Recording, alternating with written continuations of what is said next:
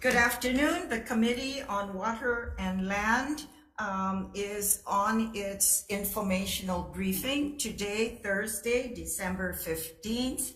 The chair would like to add just some notifications for today's briefing.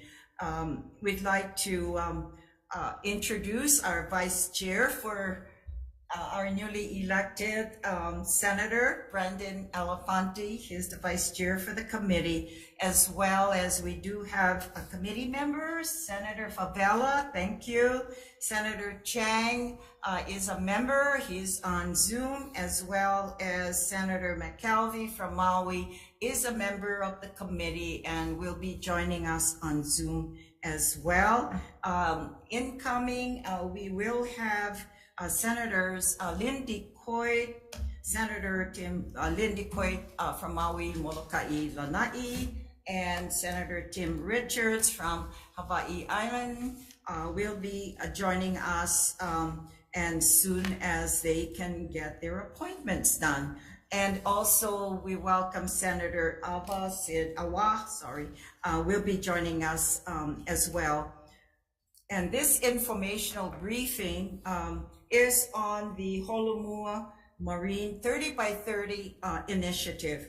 And the Holomua Marine 30 by 30 initiative is an executive mandate administered by the DLNR Division of Aquatic Resources, which calls for effective management of Hawaii's nearshore waters and the establishment of marine management areas in 30% of such waters by 2030. As planning for the 30 by 30 is underway, the legislature has been hearing concerns from fishermen and constituents from each island. And so the purpose of this briefing is to brief legislators as well as the public and various communities who are interested in 30 by 30 statewide about the program and to hear concerns of the program that Hawaii's fisheries have and the good things that go along with the 30 by 30 mandate as well. We'd like to thank the presenters today, and that includes the staff from the Aquatics Resources Division, Brian Nielsen. We do have, he is the DAR administrator. We do have from the division as well, David Sakota, the Fisheries Program Manager, Ryan Okano, the Ecosystem Protection Manager, and Luna Keikoa, DAR's Program Manager. And we'd like to also thank Ed Watamura and Randy Cates for presenting on behalf of the Hawaii's Fishermen's Alliance for Culture and Tradition. And I'd like to also thank Godfrey Akaka of the Native Hawaiian Gathering Rights Association and Kevin Chang of the Kua Aina ULU Amo initiative, who will both be briefing us by Zoom. And senators, we will hear just some information with regards to how we're going to proceed with the hearings, and we'll let's all hear from the presenters first. Then we will proceed to questions and answers after all the completed briefings from the said persons. So hold your questions until all the presenters are done. And after the senators are finished asking questions, any member of the public who are present may ask questions as well. We will not be taking questions from the Zoom aside from the presenters as well. And aloha, mahalo, we have our new Senator Awa. Thank you for joining us as well. We appreciate your attendance. So let's as well proceed with the Department DLNR on Holomua Marine 30 by 30 initiative. Thank you so much, Brian. Thank you, Brian Nielsen. I'm the administrator for Division of Aquatic Resources, and also joined today by our leadership team, David Sakota, Ryan Okano, and Luna Keikoa, that will also be presenting today. I just want to thank you, Senator, for inviting us to present today and be a part of this briefing. And we always appreciate the opportunity to have your undivided attention. I know you have a lot of issues that come across your desk, so this is a great opportunity for us. And the chair would also like to introduce, and she is here in attendance, is the DLNR chair. Suzanne Case is here present as well, and we appreciate her presence here as well. Thank you very much. All right, it's your show. Okay, thank you. So I was asked to give an overview of the division first, and then Sure. Luna's going to provide an update on the Holomua initiative. Okay. So we've put some slides together. So Brad, you can go ahead and advance. And I want to really thank you folks, because during the regular session, we'll be so busy, and any of the informational briefings is so important prior to session, so that at least we're able to, in my committee, and we're going to have a lot more prior to opening or even during January. So definitely we appreciate your busy schedules. Okay, thank you.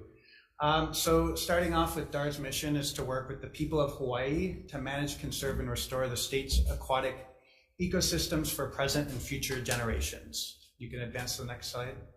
And this mission aligns well with the Hawaii Constitution, Article 11, and I'll just read Section 1 here for you today.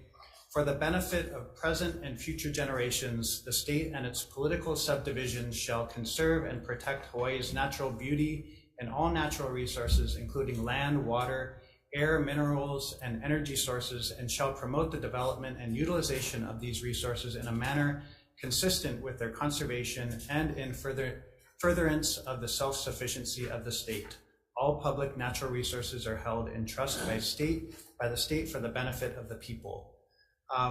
And I'll just be honest, it's a real challenge to fulfill this constitutional mandate, in that trying to find that balance between utilization of our natural resources, but also conserving those natural resources for future generations in the face of uncertainty in terms of what the current status is of those populations and resources, and the unknown future of predicting what the future may hold and how that is going to affect those resources.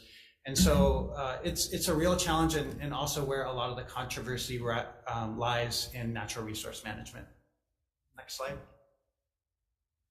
So DAR's Kuleana, we manage aquatic resources out to 3 miles before the federal water jurisdiction takes over. And so that encompasses 2 million acres of ocean, over 1,400 miles of shoreline, 440,000 miles of streams, and over 400 estuaries. Next slide. We are also co-managers of the Papahanaumokuakea, along with OHA, U.S. Fish and Wildlife Service, and NOAA. Next slide. And there's amazing economic benefits of our nearshore resources. Our reefs have been valued at providing $835 million a year in services to the state in terms of shoreline protection. So that's the value of our reefs, dissipating wave energy during storm events, and protecting our roads, our businesses, our homes from getting destroyed by waves. And so that's been valued at $835 million. Coral reefs have been valued at $360 million, and that's considered an underestimate, looking at whale watching tours, diving, snorkeling, pristine beaches, all of the things that they put on brochures to attract visitors to Hawaii. But our nearshore fisheries are also extremely valuable, providing $10 to $16 million a year in revenue, and local food production has been estimated to provide 7 million meals per year to Hawaiian families. Next slide. And beyond dollar signs, of course, our nearshore fisheries and aquatic resources are a culture and a way of life. It makes Hawaii fishing is a part of everyday life here, and that's a major benefit that we have to protect and conserve. Next slide. So I'm just going to go over some key threats to our nearshore resources, and you can advance. Next slide. So a lot of these key threats can be tied to the tremendous population growth we've seen over the last century. We're at just over 1.4 million in population now. You can move to the next slide. So as population increased, we've put in roads and developments, homes, agriculture, which have all contributed to sedimentation and degraded our nearshore habitats, and these can continue to be a concern. Next slide. We also have a sewage pollution problem with over 88,000 cesspools in the state, also contributing sewage pollution, degrading our aquatic resources as well. Next slide.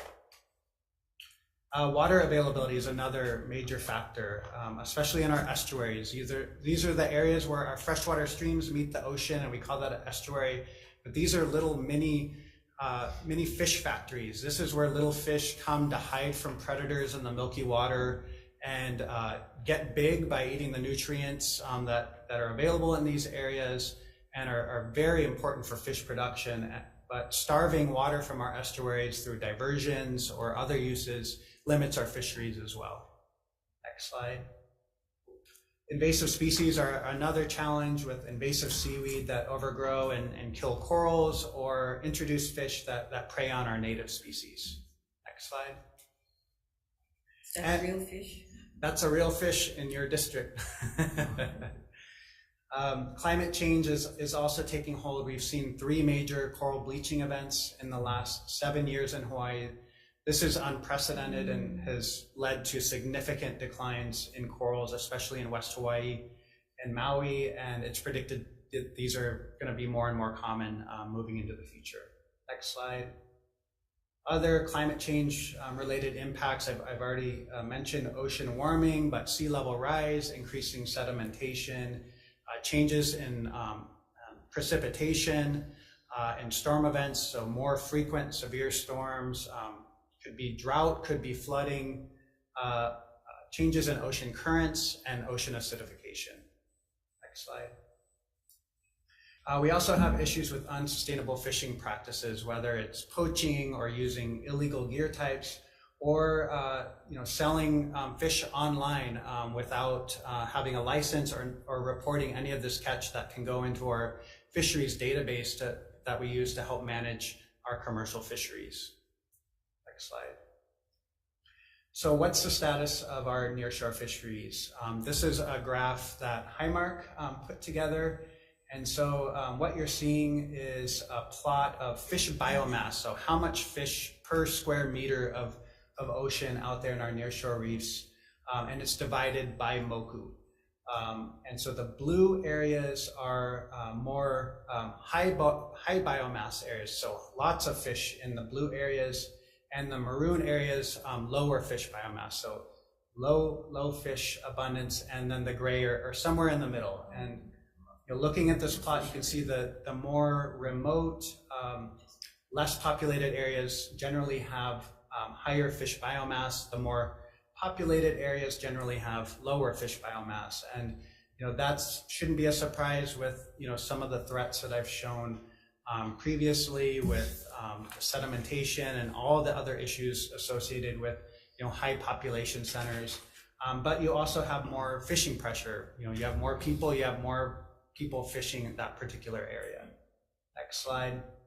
So there's some studies that have looked at this, and there is a strong relationship between population size and popular food fish biomass, where high population tends to have lower food fish biomass and low population tends to have high food fish biomass, similar to what you saw on the previous graph. This relationship is not consistent with other non-food fish, so like butterfly fish and fish that aren't commonly sought after for fishing, which suggests a fishing impact in those populated areas. Next slide. So what are we doing to address all of these threats that I've shown here today, but also enhance our fisheries and promote the use of our fisheries? So at this point, I'll hand it over to our program managers to talk about their programs that are implementing these various management tools. David? Before we proceed, the chair recognizes Senator Tim Richards from the West Side Senate District 4 that replaced me with reapportionment. We're happy to have him join us today as well. And he lives at Kahua in North Kohala. Okay, good afternoon, Chair Inoue. Good afternoon. And Senators. My name is David Sakota. I'm the Commercial Fisheries Program Manager. So if you'd advance to the next slide, please. One of our primary functions at DAR is fisheries management. Many of our staff are fishers. We love fishing. We have children that we want to pass fishing on to. So it's really important for us.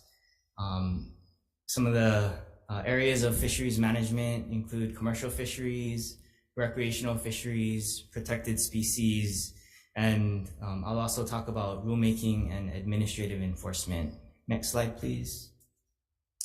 So for commercial fisheries, we have a licensing section where we issue commercial marine licenses to any commercial fishers. And we also have a statistical and database section that receives commercial fishing reports. So we have a good database of what's being caught and sold in our commercial fisheries. And then we also have a fisheries section where we have biologists that interpret the data and help make management recommendations. Next slide, please. Our recreational fisheries program is largely funded by our Federal Sport Fish Restoration Program, or the DJ program. That includes rainbow trout fishing in Koke'e, where we stock the reservoir with rainbow trout to provide fishing opportunities. We also partner with the Wahiawa Middle School to restock largemouth bass in Wahiawa Reservoir. We have a partnership with the Hawaii Institute of Marine Biology to deploy fish aggregation devices. We have a network of about 50 FADs throughout the state where they draw pelagic fish, and our local fishers can go to those FADs and have a higher chance of catching fish.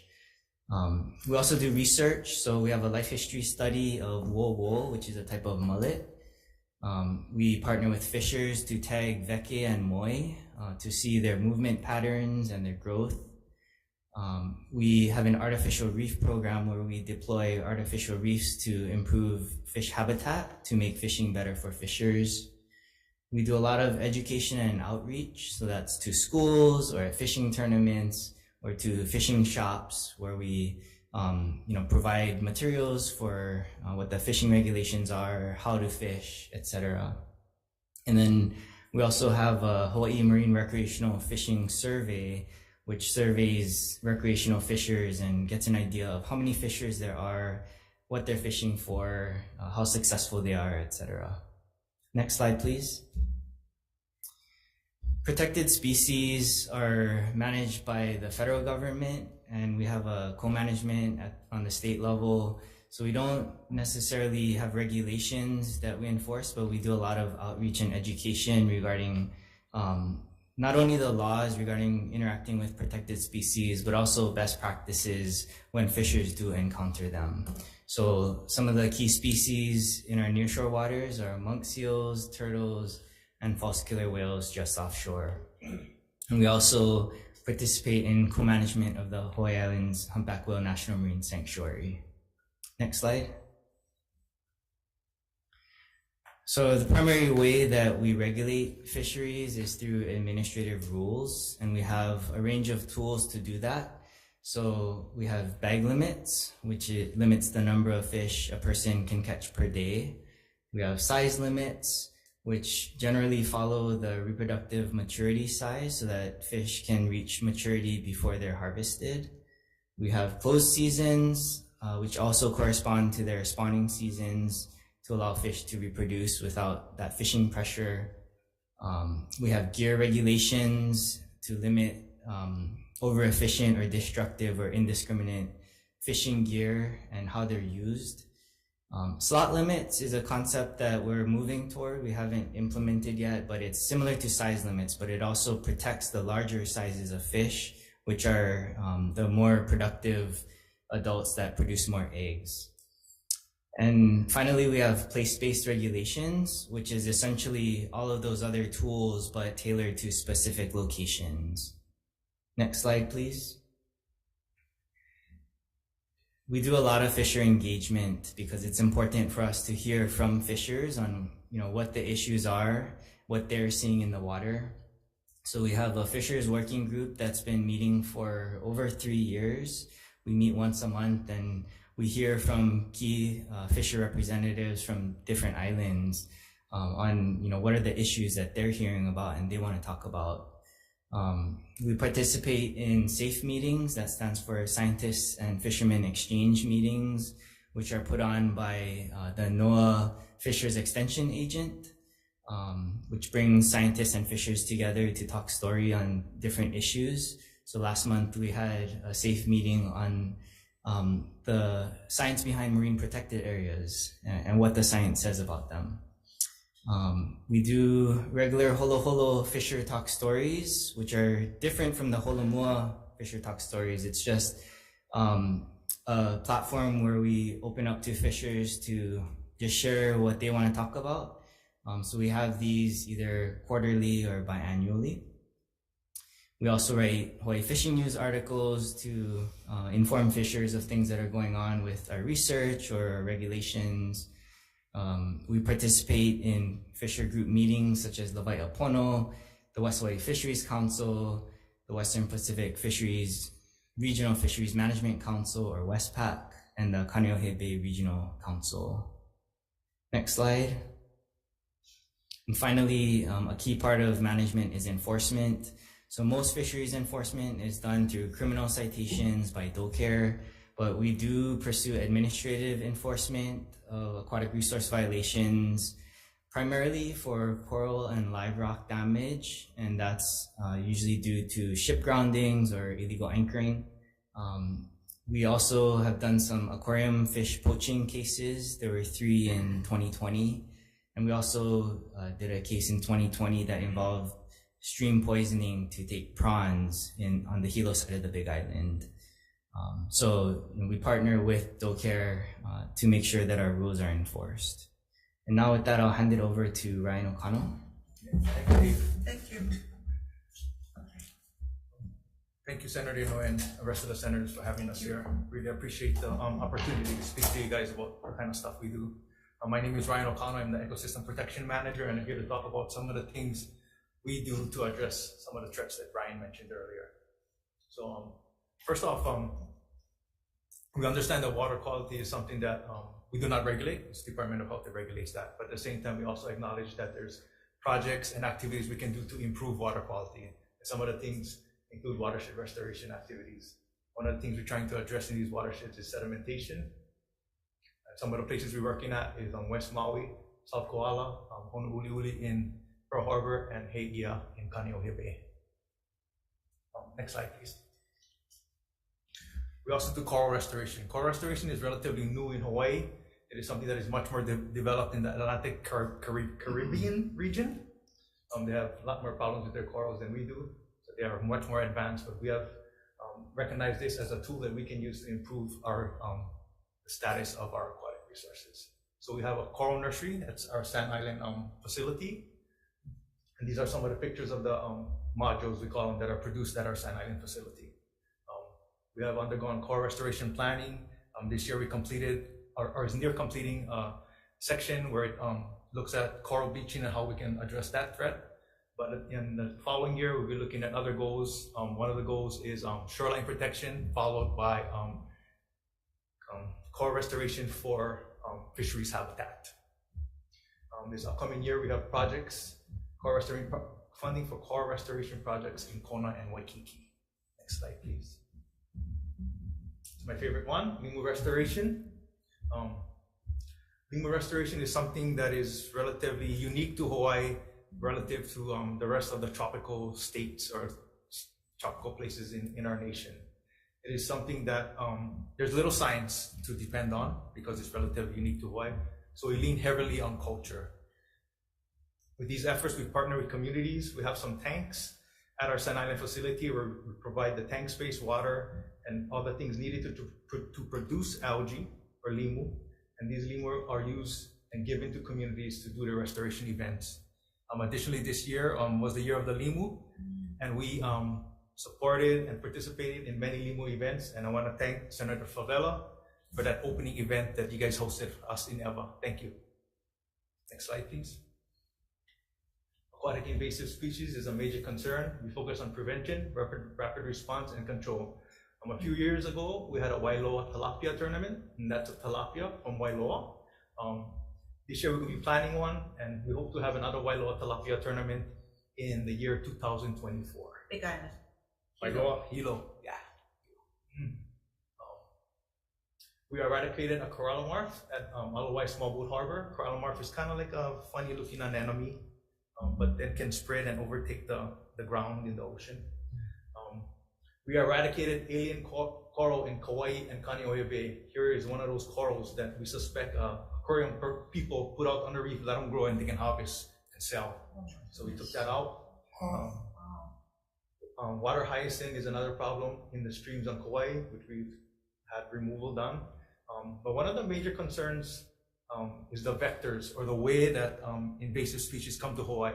And those two vectors, ballast water and hull fouling, is the most prevalent way that invasive species come to Hawaii. Next slide, please. One of the major invasive species that we're concerned about right now is this stony coral tissue loss disease. Here you see an image from the Caribbean where it is ravaging the reef, where within a couple months, a coral went to super healthy to almost dead. And this coral disease is suspected to be spread by ballast water. So we are taking actions and trying to address this concern. And we are working with our jurisdictional counterparts in the Atlantic Caribbean to kind of help guide us to manage this concern. Next slide, please. Sea urchin hatchery.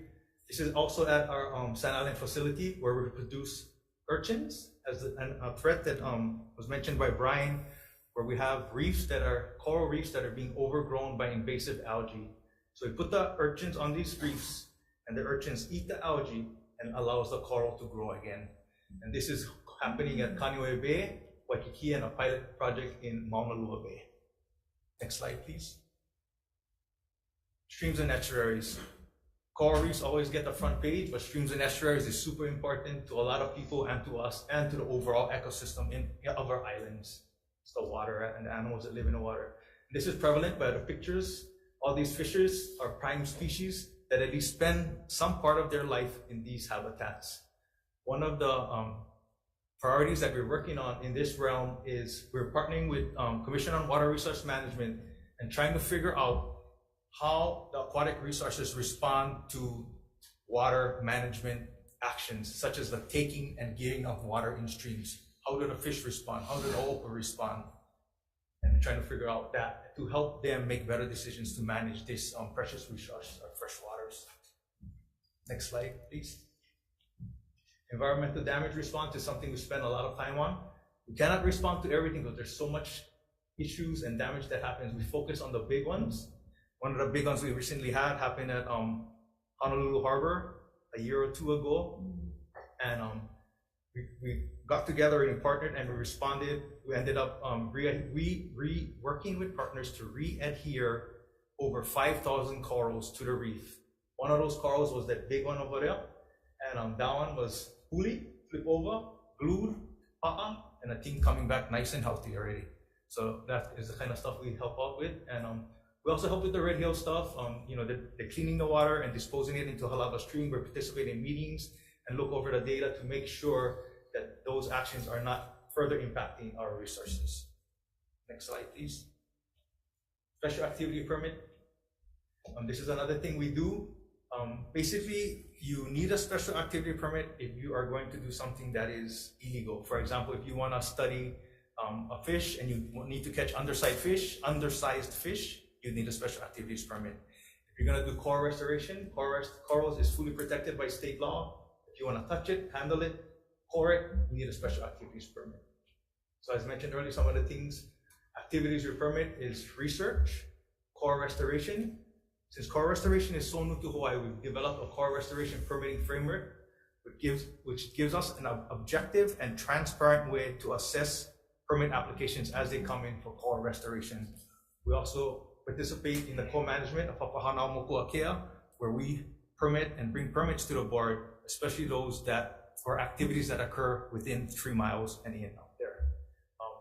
One of the things that we are considering is the native Hawaiian and traditional and customary practices as a reason to get special activities permit. Next slide, please. Ecosystem monitoring. Monitoring the ecosystem, back, thank you. Monitoring the ecosystems is very important because it gives us an idea of the status of the aquatic resources. It tells us how much fish get out there, how the coral is doing, and it helps inform us on, the status of what's going on. But also monitoring tells us how effective our management actions are. So if we put in a rule related to the take of fish, we're going to monitor, and we expect a response like more fish.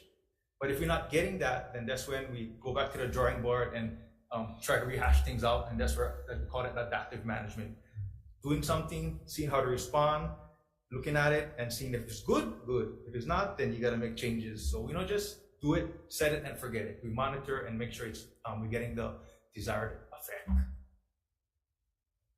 The habitats we monitor are, as I mentioned, streams, estuaries, anchoring pools, coral reefs. Those are the habitats we monitor. Next slide, please.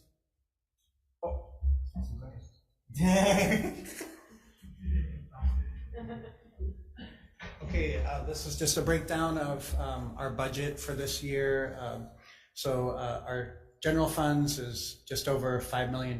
We also get grants from U.S. Fish and Wildlife Service, the Dingle Johnson Sport Fish Restoration Funds, which is about $4.6 million.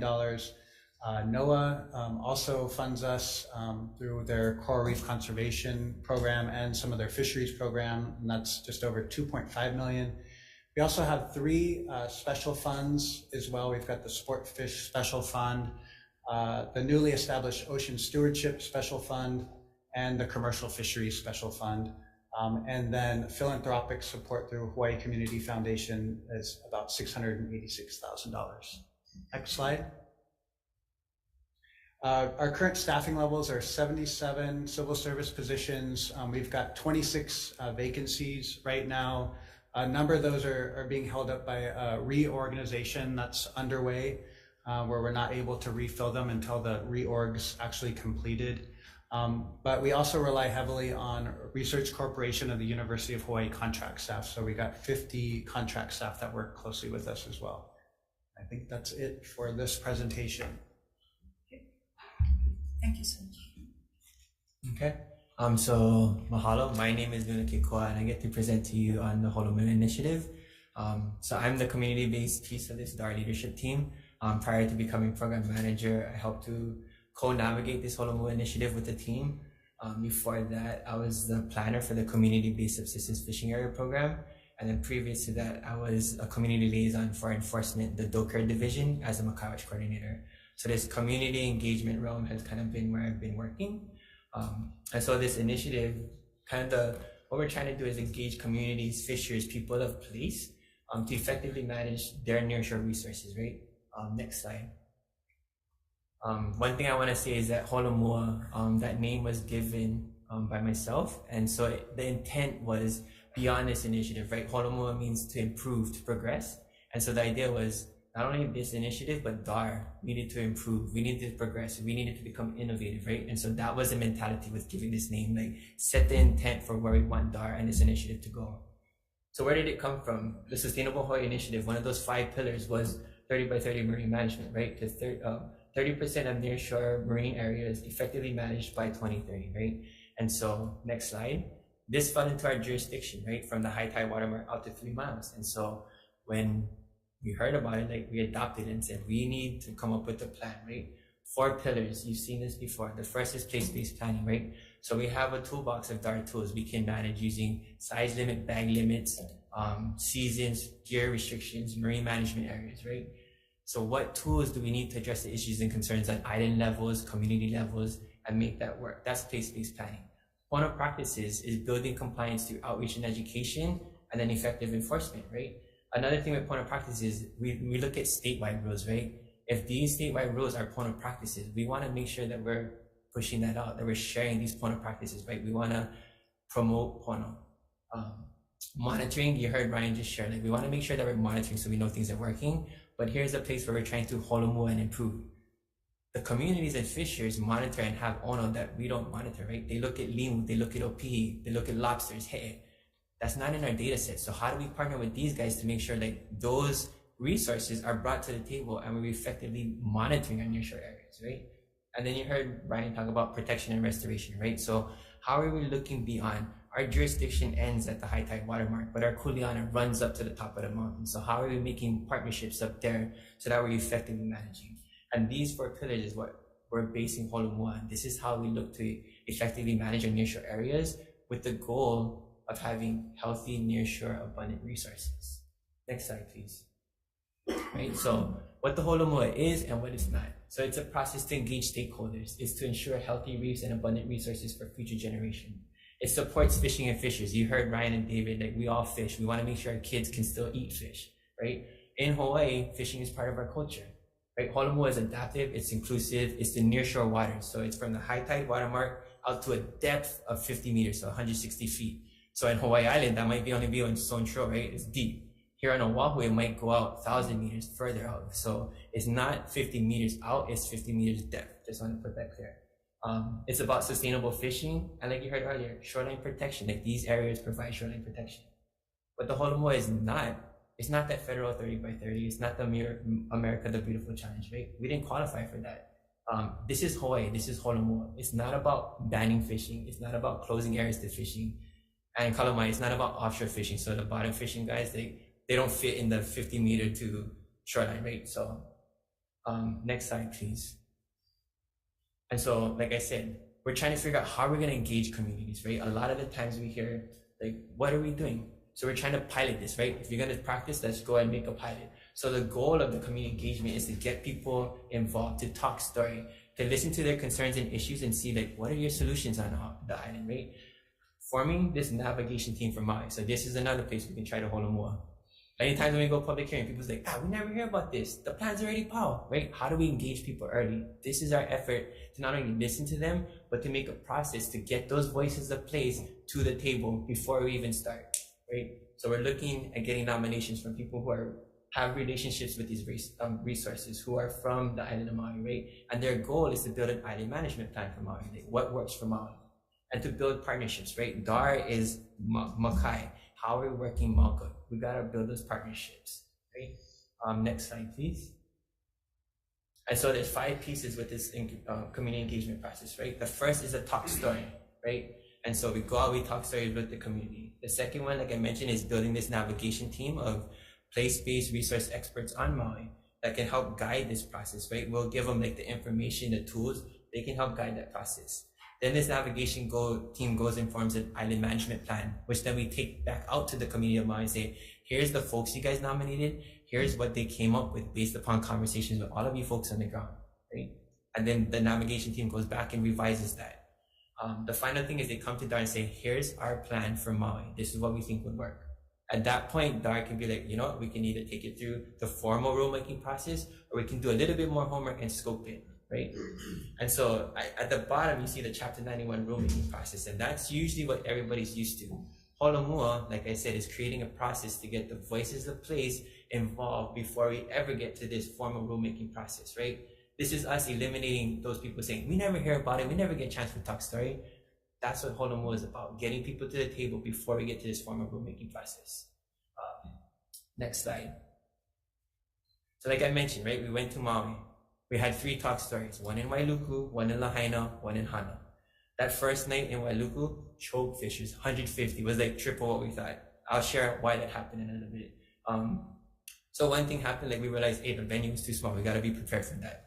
The second thing was, when you're trying to make one new process for engaged people and they're not used to it, they're going to plenty room for improvement. They're going to be like, you never do this, right? So there's lots of room for improvement.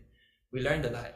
Right, so we had fishers come with these sticky notes, like stickies, right? And hey, what kind of fishing you do? Pole fishing, spear fishing. Are you a community or a subsistence fisher, a recreational fisher, commercial fisher, right?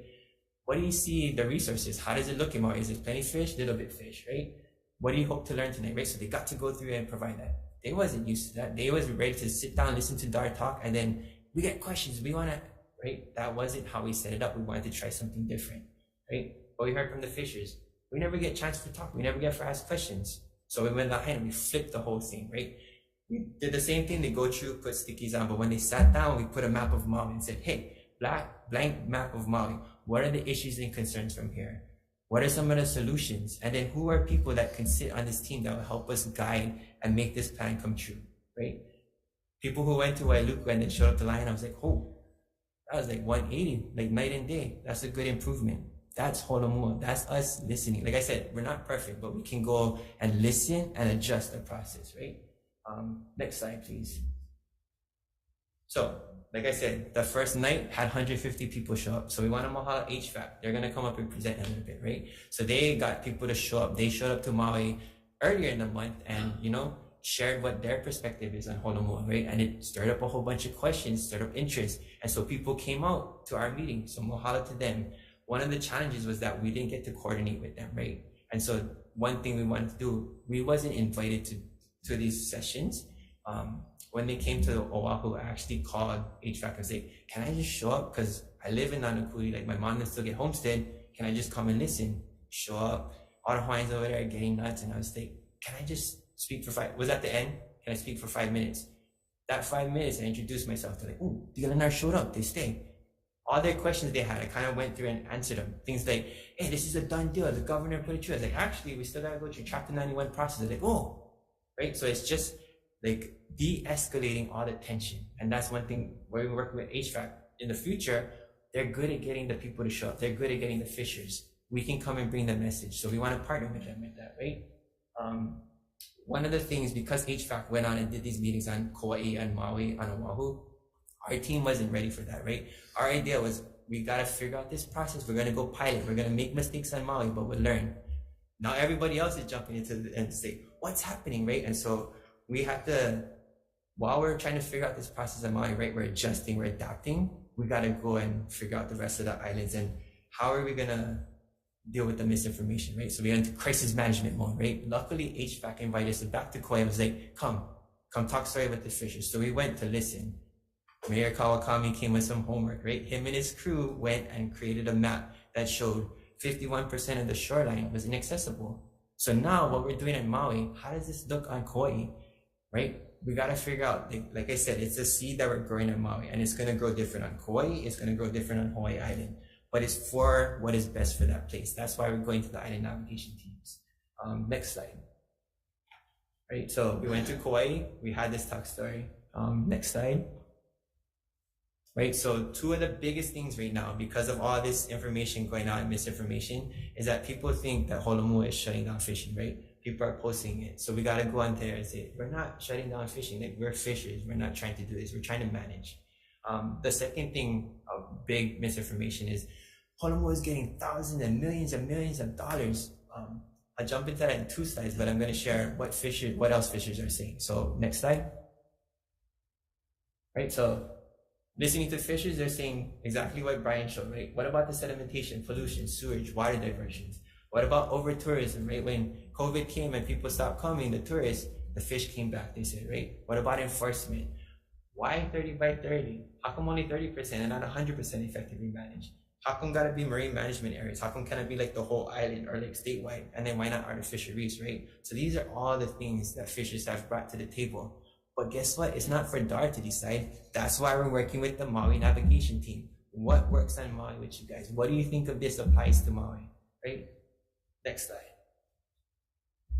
Like I said, funding, right? Everybody's like, oh, millions and millions of dollars. You go and look on the website for Hawaii Community Foundation, $8.8 million is what it is, right? So that small green sliver in the DAR's overall budget, that's the philanthropic funds that are coming to this Holomua initiative. If you notice, it's a little bit more than half of our funds, right?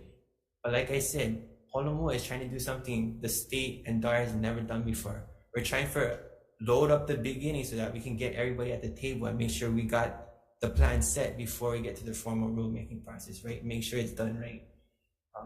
Next slide. Right, so like I said, the Hawaii Community Foundation, they have a memorandum of understanding with DLNR and with Resource Legacy Fund. they have an advisory committee, right? And this advisory committee is made up of marine scientists, conservation folks, community organizations, fishers, and culture experts, right? And it's to identify funding priorities for this Holomua initiative, right? Next slide. And so you can go to the HCF website, you can go to our Dar Holomua website to learn more about our initiative.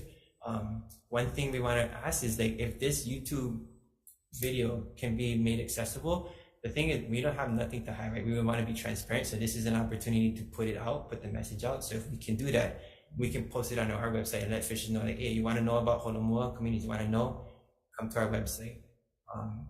With that, like I said, let's improve, let's progress together, let's Holomua kako. Mahalo. Okay, thank you very much. And just a reminder again, members, I did explain that we'll hear from the rest of the presenters, and then we can be free to ask questions as well. Okay, let's move on then for the Hawaii Fishermen's Alliance for Conservation and Tradition. Ed Watamura or Randy Cates or both. Aloha. Thanks for participating. I think I'm going first. Okay, Randy's gonna start. Okay, all right. That's gonna be hard to follow. I can't talk that fast. And I'm gonna take all my notes and throw them away after that. So for those of you who don't know, I'm Randy Cates. I'm born and raised here. Been fishing most of my life. Started scuba diving in 1977. I've done most forms of fishing in Hawaii. I've done aquaculture, been in fisheries management. I was a member of MAFAC, which is a national advisory council, which gave me the experience to go around the country and look at similar conflicts in fishing and how those areas were able to resolve their issues, and some areas that didn't resolve their issues, so what worked and what didn't work. I'm here not necessarily as a member of HFAC. I'm not a member. I'm here as an individual representing fishers, which I take that responsibility very seriously. I spent a lot of time in that. I will tell you that fishermen in Hawaii are a very diverse group. We have a lot of differences. We have different fishing styles, but there's a lot of things we have in common, and I want to list them before I go on to the 30 by 30. One of the things all fishers have is we have government and state agencies telling us, as you saw in the presentation, only take what you need. It's hammered at us. But then guess what? We're everybody's best friend when there's a birthday party or a funeral or a wedding. Everybody comes to us to provide fish for those cultural events. I've actually brought fish into this very room here, opening day of session. I've given fish many times to political events. The Hokulea has visiting canoes come in. They come to us to provide fish for the visiting members from the island nations.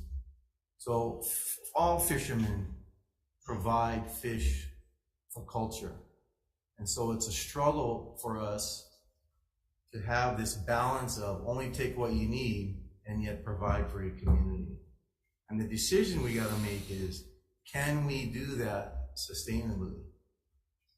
And that, where I say most fishermen, there are a few bad actors, but most fishermen that I know are true conservationists. We don't get paid to do it. We do it because it's the right thing to do, and it's for our future. Yet, when it comes to management of fisheries, where it's very difficult for us to get a seat at the table, trust. What we're talking about here today sounds like a great thing, but there's a lack of trust. And there's good reasons for that. There's a lot of past examples of problems that have occurred. I'm hopeful for the future. I'm always willing to work with the people behind me. I'm good friends with them, and I'm part of a fishing working group. And so there have been improvements, but there hasn't been enough. And I'll give you a couple examples of that. Just last week in the land board, herbivore plan, that wasn't worked with the fishers. It was presented to the fishers. This is our plan the closure on Pakakui on the Big Island, there was no discussion with fishers of, is this the right thing to do? Are there better ways? It was, here's the plan. And so I think when we dive into 30 by 30, I'd like to offer a different plan, or at least modify this plan. But before I do that, let me get into a fisherman's perspective of what 30 by 30 is and the biggest concern. And like a legislative bill, you gotta look at the original intent of any legislation, right? What was 30 by 30? How was it created? Well, if you go back and you look, came out of the 2016 Conservation of the World Conservation Conference. It wasn't developed with fishers. We were just told this 30 by 30. It wasn't developed to our knowledge based on any science at the time, whether that was the right way to go. It wasn't consulted, is this the best plan for the fisheries? And finally, what wasn't discussed was, is this the best way to increase biomass? And that's what we're talking about here.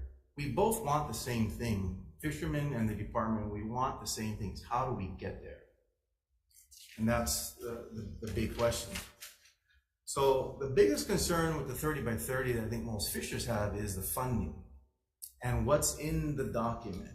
So what do we have? What do we know?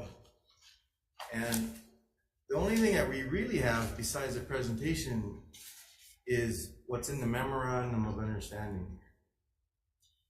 And it does ask that private donations will come in.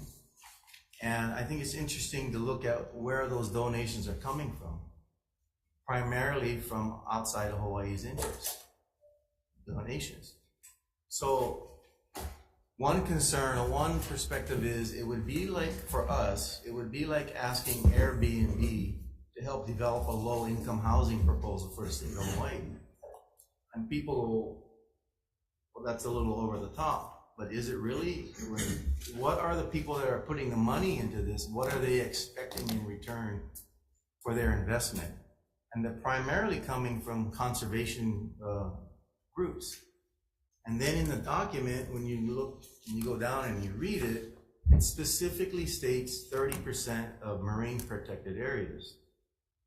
Okay, well, throughout the presentation, we heard, doesn't necessarily mean banning on fishing and banning on this.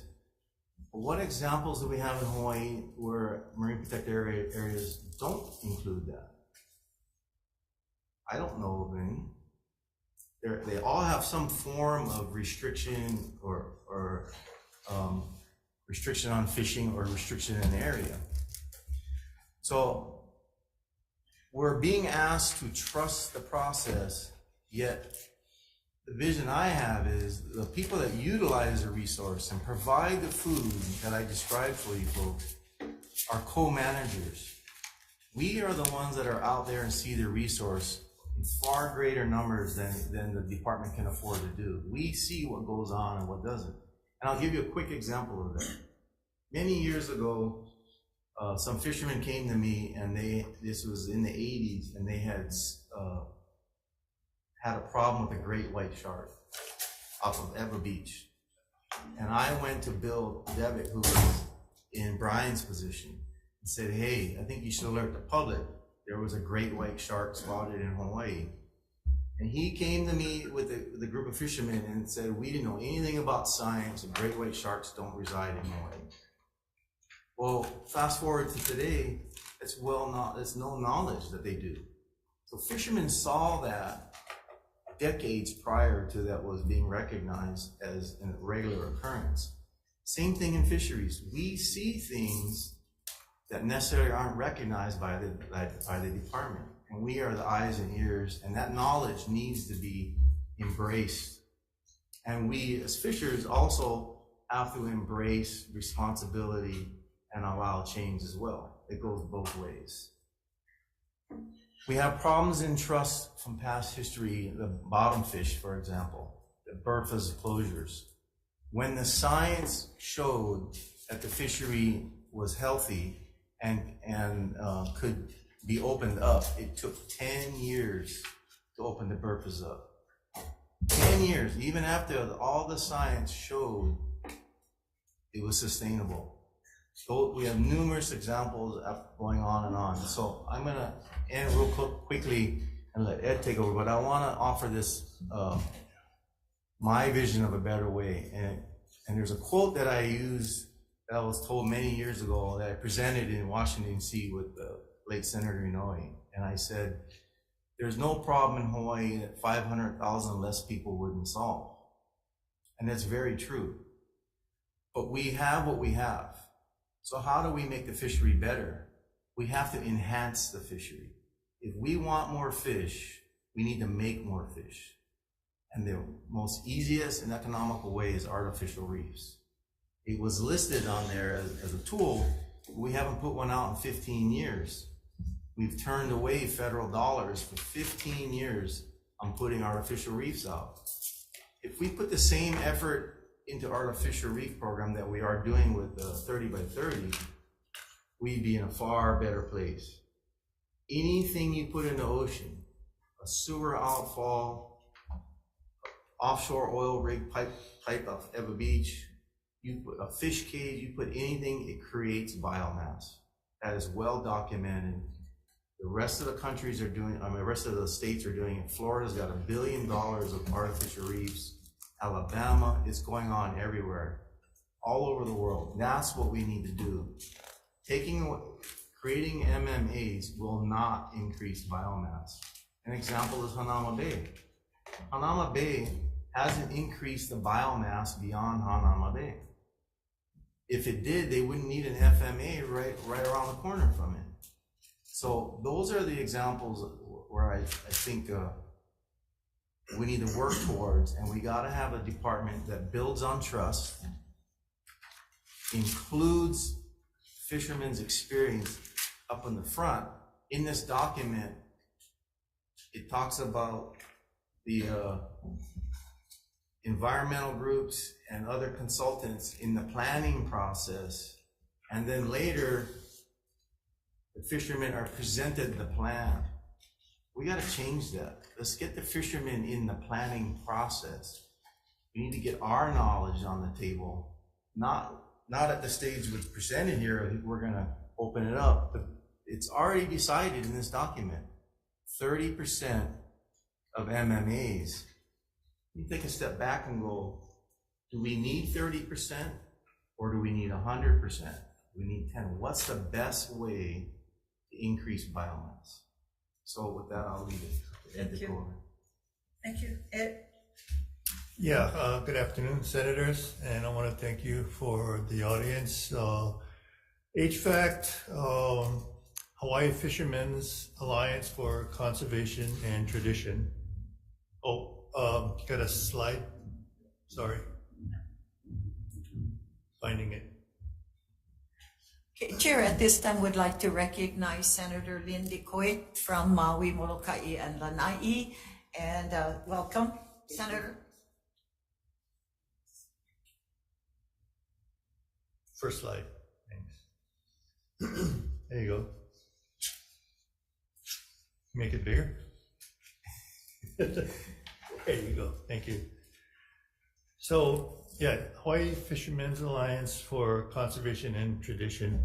And we founded this organization in 2013 to be the ears and the eyes and the voice for Hawaii's fishermen.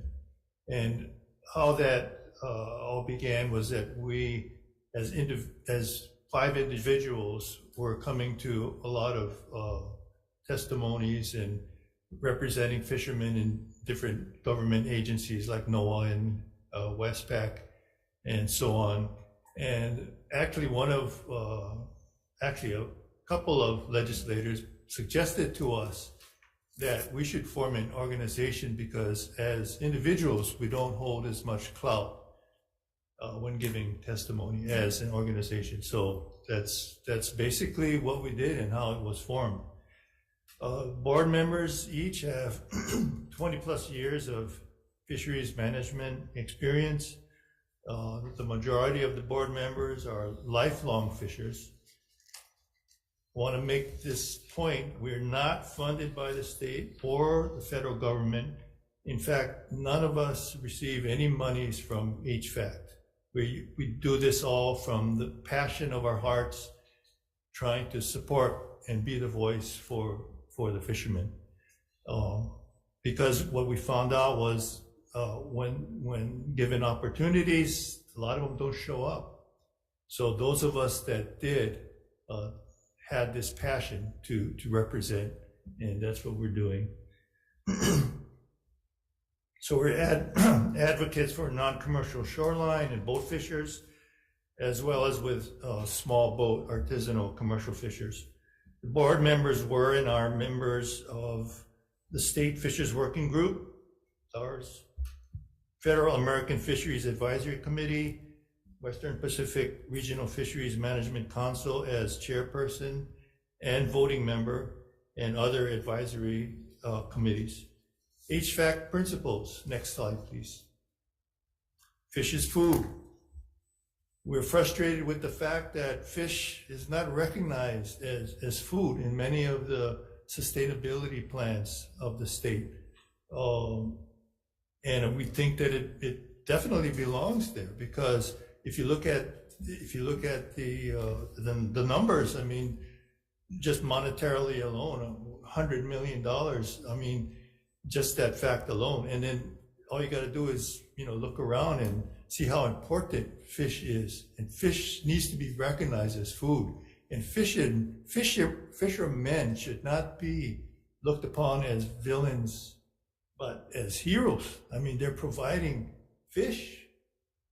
So fish is a major part of our island culture and tradition. We listen to fishers. Many are multi-generational fishers. Fishers can provide solutions to effective management. Manage fisheries for the next generation and beyond. Fishing forever. Encourage fair and good management. Collaboration with government is the key to successful management. Holomua 30 by 30 activities. So we went out to the community and just to kind of pre-warn the fishing community that this is coming, and that to encourage them to get involved and to be a part of the process, because as we have seen in history, they kind of sat back and kind of waited to see what was going to happen. But in this case, we're telling them, get involved. You guys need to be a part of the process. So in October and November, we held informational meetings with fishers on Kauai. 2 meetings, one in Lihui, one in Kekaha, on Maui, in Wailuku, and Oahu, Nanakuli, Honolulu, and Kaneohe. Over 800 fishers attended meetings. Over 10,000 fishers engaged in social media. I was heading up a meeting in Kekaha, and 350 fishermen came out, and I was just blown away. And they were so passionate and so concerned about what was going to be happening with 30 by 30. In January of 23, we were going to conclude our meetings by going to Kona and to Hilo to inform the fishers. So 2022 and prior, HVAC represented fishers on the Holomua 30 by 30 steering committee when DLNR established the committee in late 2016. Just as a matter of interest, I went to one of those meetings. Phil, our president, was officially going to those meetings. I attended one of those meetings, and I was surprised to see that I was the only fisherman in the room. And that really bothered me. So again, another reason why we went out to encourage the fishermen, become a part of the process, make your voices heard. HVAC influenced DAR to engage fishers from the earliest days. We reviewed and understood the Holomua 30 by 30 roadmap as published by DAR. We read the entire document before we went out to to meet with the fishers.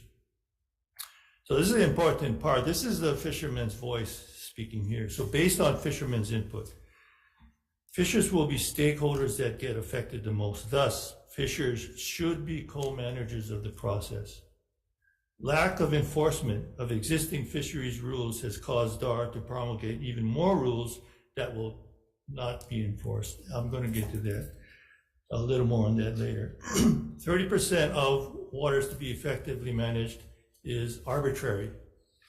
The goal should be 100% effective management in partnership with the fishermen.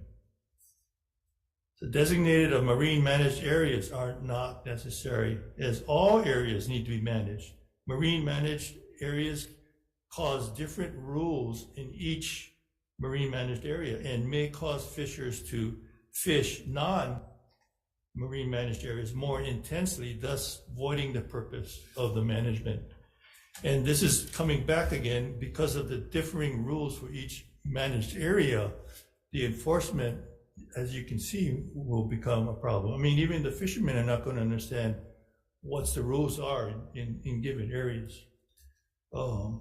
Community-based management has pitted one community against another. Fisheries management plans should be at the island scale, not driven by aggressive communities or individuals with an agenda. And we have seen this happen, especially on Kauai with hyena.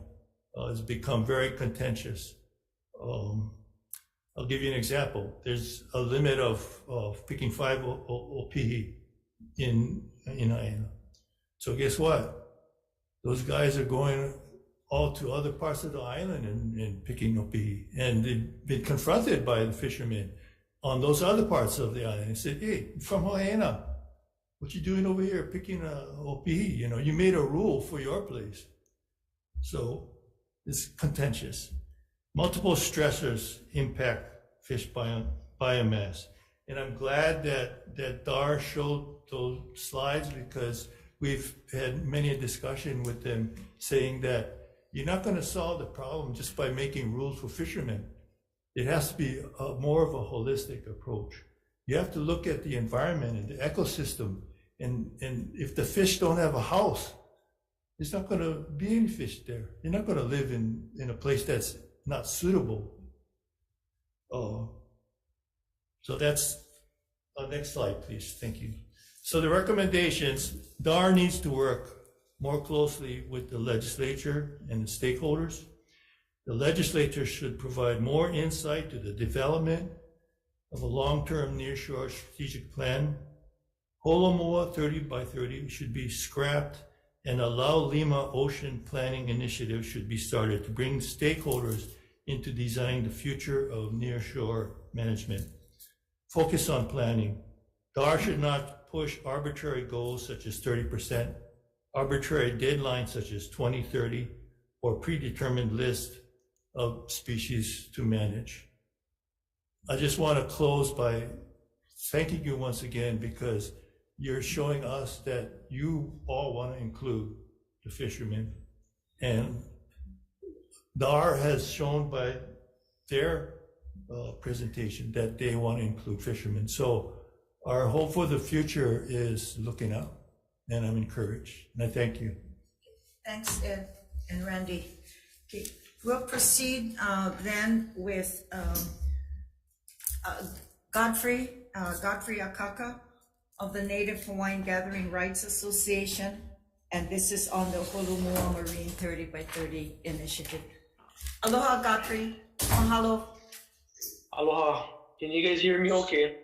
We sure can, yes. Okay. Well, mahalo for, I'm very grateful to be able to participate in this briefing and being able to allow our voices to be heard from the native gatherers. My name is Godfrey Akaka Jr. I'm a native Hawaiian hunter, fisherman, farmer, rancher, cultural practitioner, resource manager, gatherer, a lot of fancy names. But I'm the president of the Native Hawaiian Gathering Rights Association. And our mission statement, and I reside on the island of Molokai. Our organization has organized on the island of Molokai. However, we are network statewide with native gatherers statewide. Our mission statement, the Native Hawaiian Gathering Rights Association's mission is to maintain, perpetuate, educate, protect, and advocate for the Native Hawaiian cultural, customary practices and gathering rights in Hawaii. Many Native Hawaiian Gathering Rights Association members are families who have practiced and continue to practice gathering in the ocean and on land for generations. Their expertise comes from years of practice passed down from their kupuna or ancestors. Native Hawaiian Gathering Rights Association utilizes this knowledge through a council of elders to provide perspective and experience from their lifetime of knowledge. The Native Hawaiian Gathering Rights Association is the present and future advocating voices on restrictions and laws infringing on culture and gathering rights in Hawaii. So, our primary concern is the sustainability of our resources. The reason is because it will impact us more than anyone else. So I'll give you an example. It's not just us on Molokai, but for us on Molokai, we rely heavily upon the ocean and the land for our resources. We don't have a Costco. That is our Costco. And so if there is anybody concerned about the impacts related to these resources, it'll concern us the most, because it'll definitely put a big wrinkle in our lifestyle. It's part of our life, the way we live. In general, the way our organization came together was because of the CBSFAs that were coming through. And so CBSFA presentation on Molokai, it took place almost 20 years ago, and we've been fighting this for years. And exactly what was just presented regarding how it divided our community. We had families fighting against families because there were individuals who believed that because of the propaganda that was spread, that no more fish, that was the message that was coming across. No more fish, getting wiped out. We have to make these rules. So in regards to information coming down, even especially from the state, a lot of that information wasn't clear. And so you would have families already believing, not even going into the ocean and looking for themselves, not even wanting to listen to the fishermen who actually fish in those areas. They would already make that assumption that there's no fish. And so that stirred up a lot of controversy within our community. It divided us. It got to the point where during the process, we went through the public hearing process, and there were more people on Molokai that opposed the CBSFA. And DLNR actually opened it up statewide for public testimony, and we were very distraught with that as well, because there was no public hearing for Haena or other CBSFAs prior to this point. And so at that point, we knew already that because there were other people from off island that didn't understand or know what our community was going through, they supported the CBSFA because it sounded great, science. I have a science degree, fire science degree, so I believe in science. However, the science was kind of twisted, and I'll explain about that. In general, even though majority of the people on Molokai opposed it, when I asked DLNR, so what you guys gonna do now? The response was, well, we can still choose to push it forward. Why would you choose to push something forward that majority of the community didn't support, first of all? And second of all, how could you even consider the plan when it wasn't even based from the community, from the majority and supported. So those were a lot of the concerns that we had. But at this point, it was just put on a back burner from what I understand. But we didn't even understand what 30 by 30 was. We didn't even know what that was just a few years ago. And so, in general, our perspective, and don't get me wrong,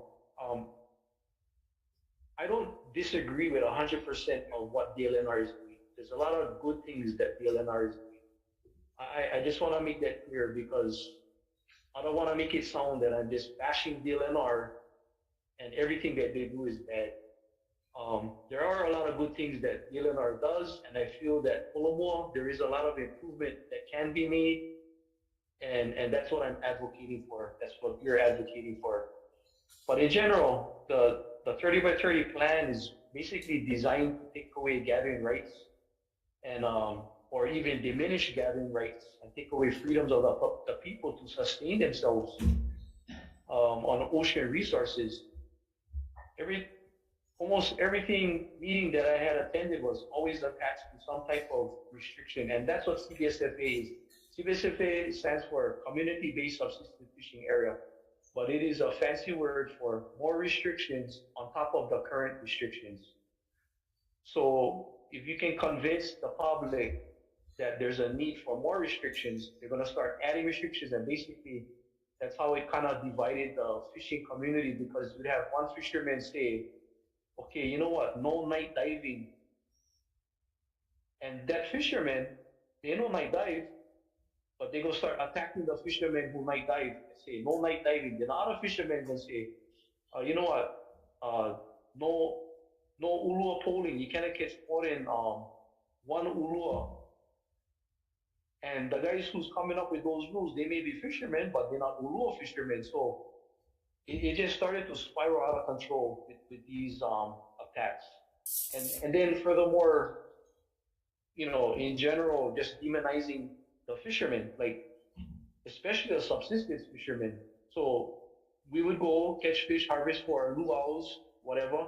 People would look at fishermen, subsistence fishermen, catching fish for luau's in their own backyard, sustainable. And because people would view that as, oh, you're catching too much fish, they wouldn't even understand or even consider that these individuals are catching a luau or some cultural fish, but they would already look at them as bad. And then again, trying to make the need for more restrictions, which was unnecessary. So I'll give you another example regarding the science.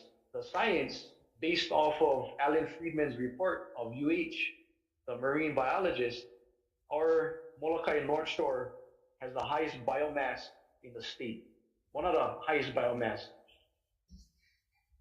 So why are we making a CBSFA there was the question that we had asked DLNR. The response was, well, you need to protect it before it gets depleted. So for us, that was an insult upon injury, because we have been managing that resource. And that's what I want to see. I want to see our subsistence fishermen be recognized as resource managers, because that is what I just identified myself as, a resource manager. We're the ones in the ocean more than anybody else. We can identify and see what's happening in there, and we rely on those resources. I want to make one side note here in regards to Kauai CBSFA. Haena, there were fishermen in Haena who didn't even understand the rules of the CBSFA that they had implemented. Some of the community members had approached boys that were night diving, catching lobster, and kind of got into a confrontation with them, and that wasn't even in the CBSFA, so they didn't even understand that. In regards to the meetings that Luna was referencing to, and the process with DLNR, you know, to me, these are just check boxes. And I'll give you an example with the herbivore initiative. I attended almost all of the herbivore initiative meetings, and the majority, there was not a majority that supported the herbivore plan. In my view, when I attended the meetings, I did not see a majority support of that plan, but yet it proceeded to the next level. So when I see the picture or the plan of the process and the tiers of process, it's not, to me, it's just a checkbox for them. That's what's happening. It's just, okay, we had the public meeting, check. Even if a lot of the people didn't support it, check, next, moving on. So agendas are being pushed, and basically the perception is to stop people from fishing, to solve the problem. You know, we have, in our instance, there wasn't a problem. There's no problem. We have high biomass. Still wanted to push CBSFA.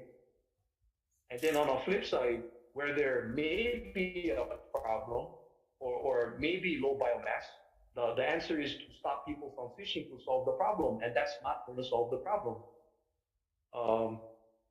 It was presented from DLNR that there are 7 million families that rely upon this. So what are we going to do? Are we going to ask people to skip meals? Are we going to ask people to stop eating fish? Basically, that's what's happening, and to me, that's a failure. That's a big failure on our part. What we do support is increasing biomass, as was presented previous to me.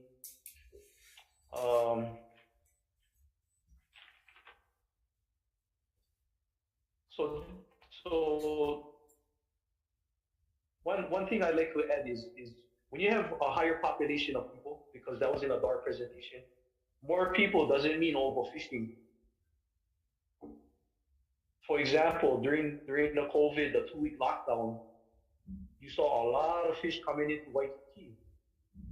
So I'm gonna explain a fishing trait that I learned from my kupuna. When we go throw net for moi or for fish, when we're walking on the sand, not just a papa or a reef, but when we're walking on the sand to throw net on a hole, we're not supposed to allow anybody's footprints or the water to cover anybody's footprints.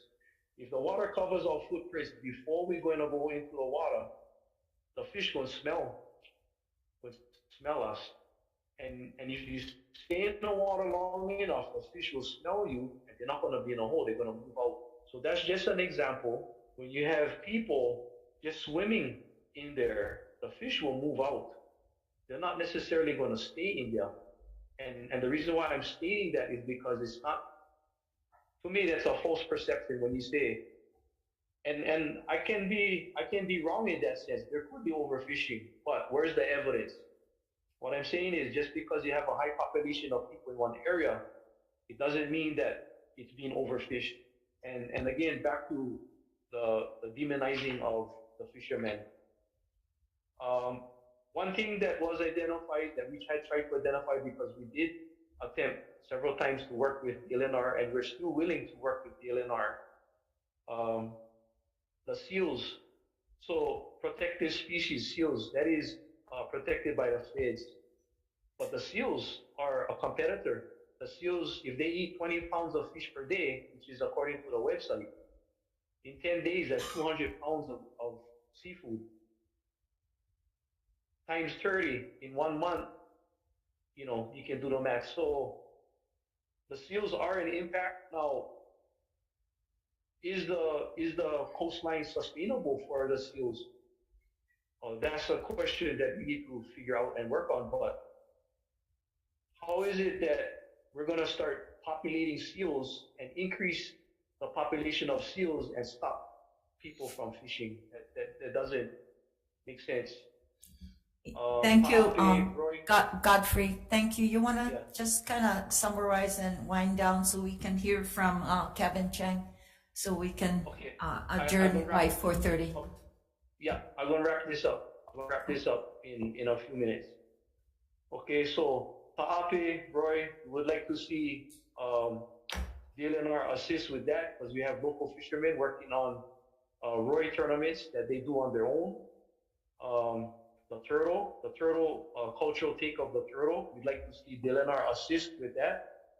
So these are the things that we'd like to work on. Protection of native Hawaiian gathering rights and sustainability. Stop demonizing native gatherers and acknowledge them as the real resource managers. Number 3, non-biased, transparent scientific studies. Description of how the studies are done, who did the studies.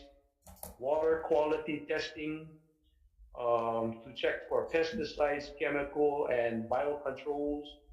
Assessment of land directly impacting locations of study. And we also support and are advocating for the installation of artificial reefs that has been successful in other states to increase the biomass. Thank you for your time. Thank you so much, Godfrey. Appreciate you taking the time to be with us today. Thanks so much. Next, we'll hear from Kevin Chang. Kevin, you're on, and Kevin represents the Kua Aina ULU Amo initiative. Aloha. Aloha, Senators. And just to remind all of you that we are being live streamed today, and it's going to be available as well on the Senate YouTube channel. Okay. Aloha. Aloha, Senator Inouye, Elefante, and committee members. My name is Kevin Chang. I'm the Executive Director of Kua Aina ULU Amo, which means grassroots, growing through shared responsibility.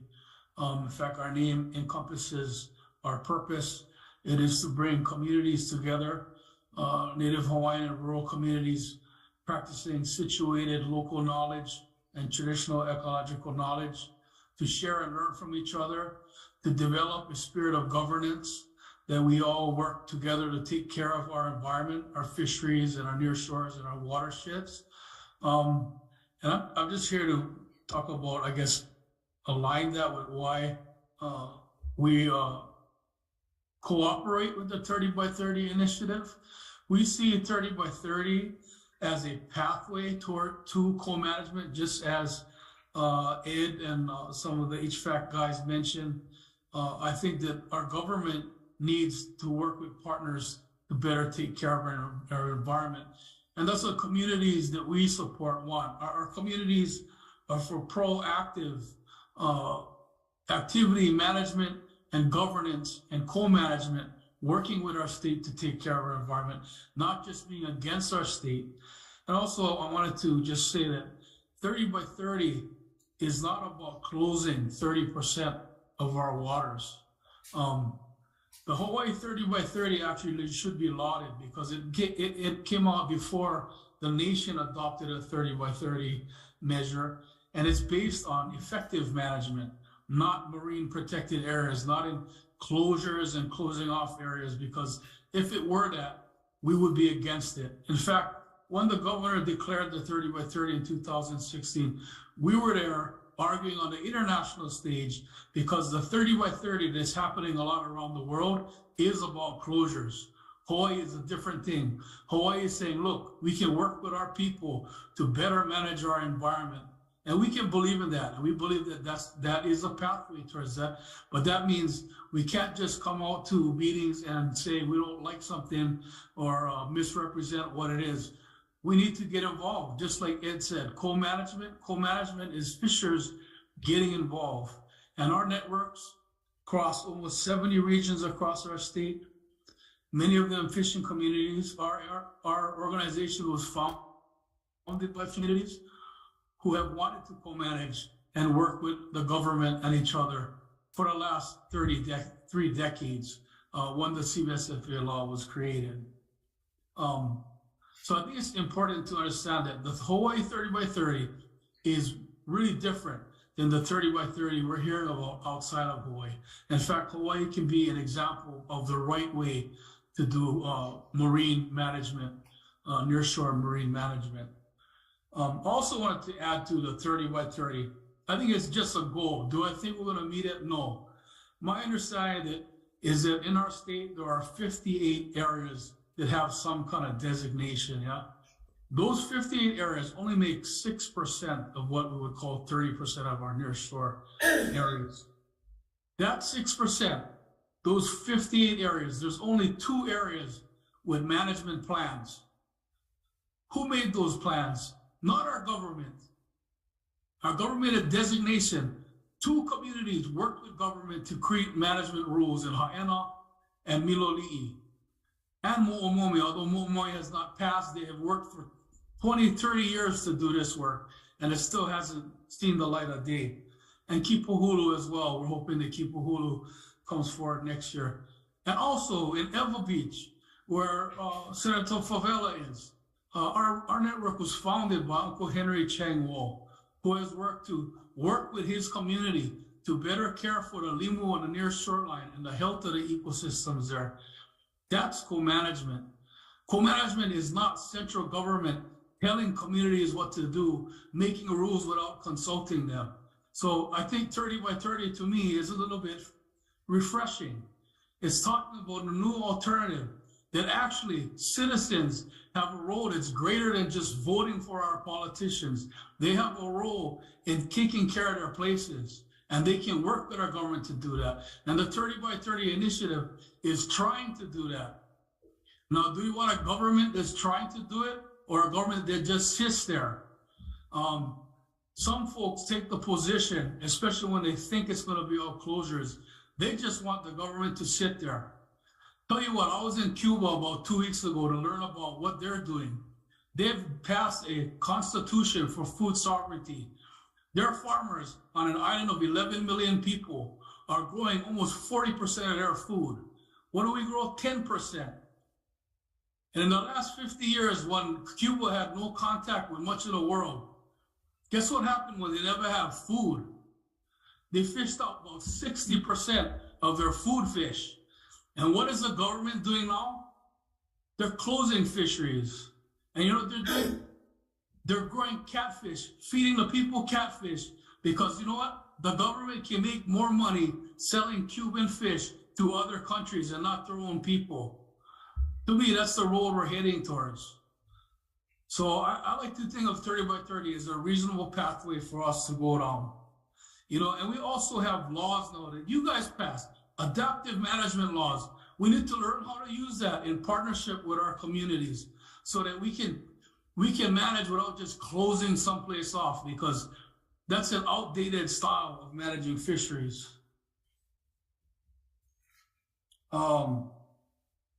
Shucks, I lost track already, but that's really. Thank you. Thank you, Kevin. But if you want one, we'll give you 5 more minutes so we can go into questions from the members. You know, I think that's enough. What I want you to understand is 30 by 30 is a pathway. It's only a pathway. It's a goal. It's not likely we will reach it. But if we reach it in a way that is inclusive of especially our fishers, and that our fishers have to be involved to make this successful, I think this is a great way to think about managing our fisheries. And it's a Hawaiian way. And I'm just open to questions. I lost my mind already over here. Thank you. Mahalo, though. Yes, I think we all learned something today. So members of the committee first, you have any questions? And then we'll allow, you know, our other colleagues here as well. Yes, Senator Alfonte. Yes, thank you, Madam Chair, for convening this meeting and bringing all the groups together. Really appreciate it. I'm not too familiar with it. However, I've learned a lot in just the last couple hours of what has been happening and going on. So I appreciate those here. So I have several questions, and I'll be mindful of the time. This one is first for Mr. Nielsen, and you can bring up anyone who you want. So in one of your presentations, you mentioned about reorganization. Can you talk specifically, is it reorganization for DAR, and how would that align with your mission and why for the reorganization? Yeah, thank you, Senator. Great question. So our division hasn't had a major reorganization in decades, long before my time. And so this is a programmatic reorganization within our division. And things are outdated. They don't match how the budget lines up. You have all sorts of messes where people don't report to supervisors to sign their timesheets.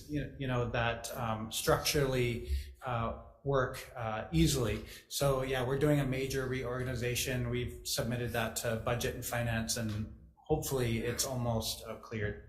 And are you able to share that with the committee? Absolutely. Okay. Yeah, and Budget and Finance is just finishing up. The next step would have to go to union consultation, so there's still that step to take, but I'm happy to share that. Okay. Some of the themes I've heard today, thank you for that, is about increasing biomass funding.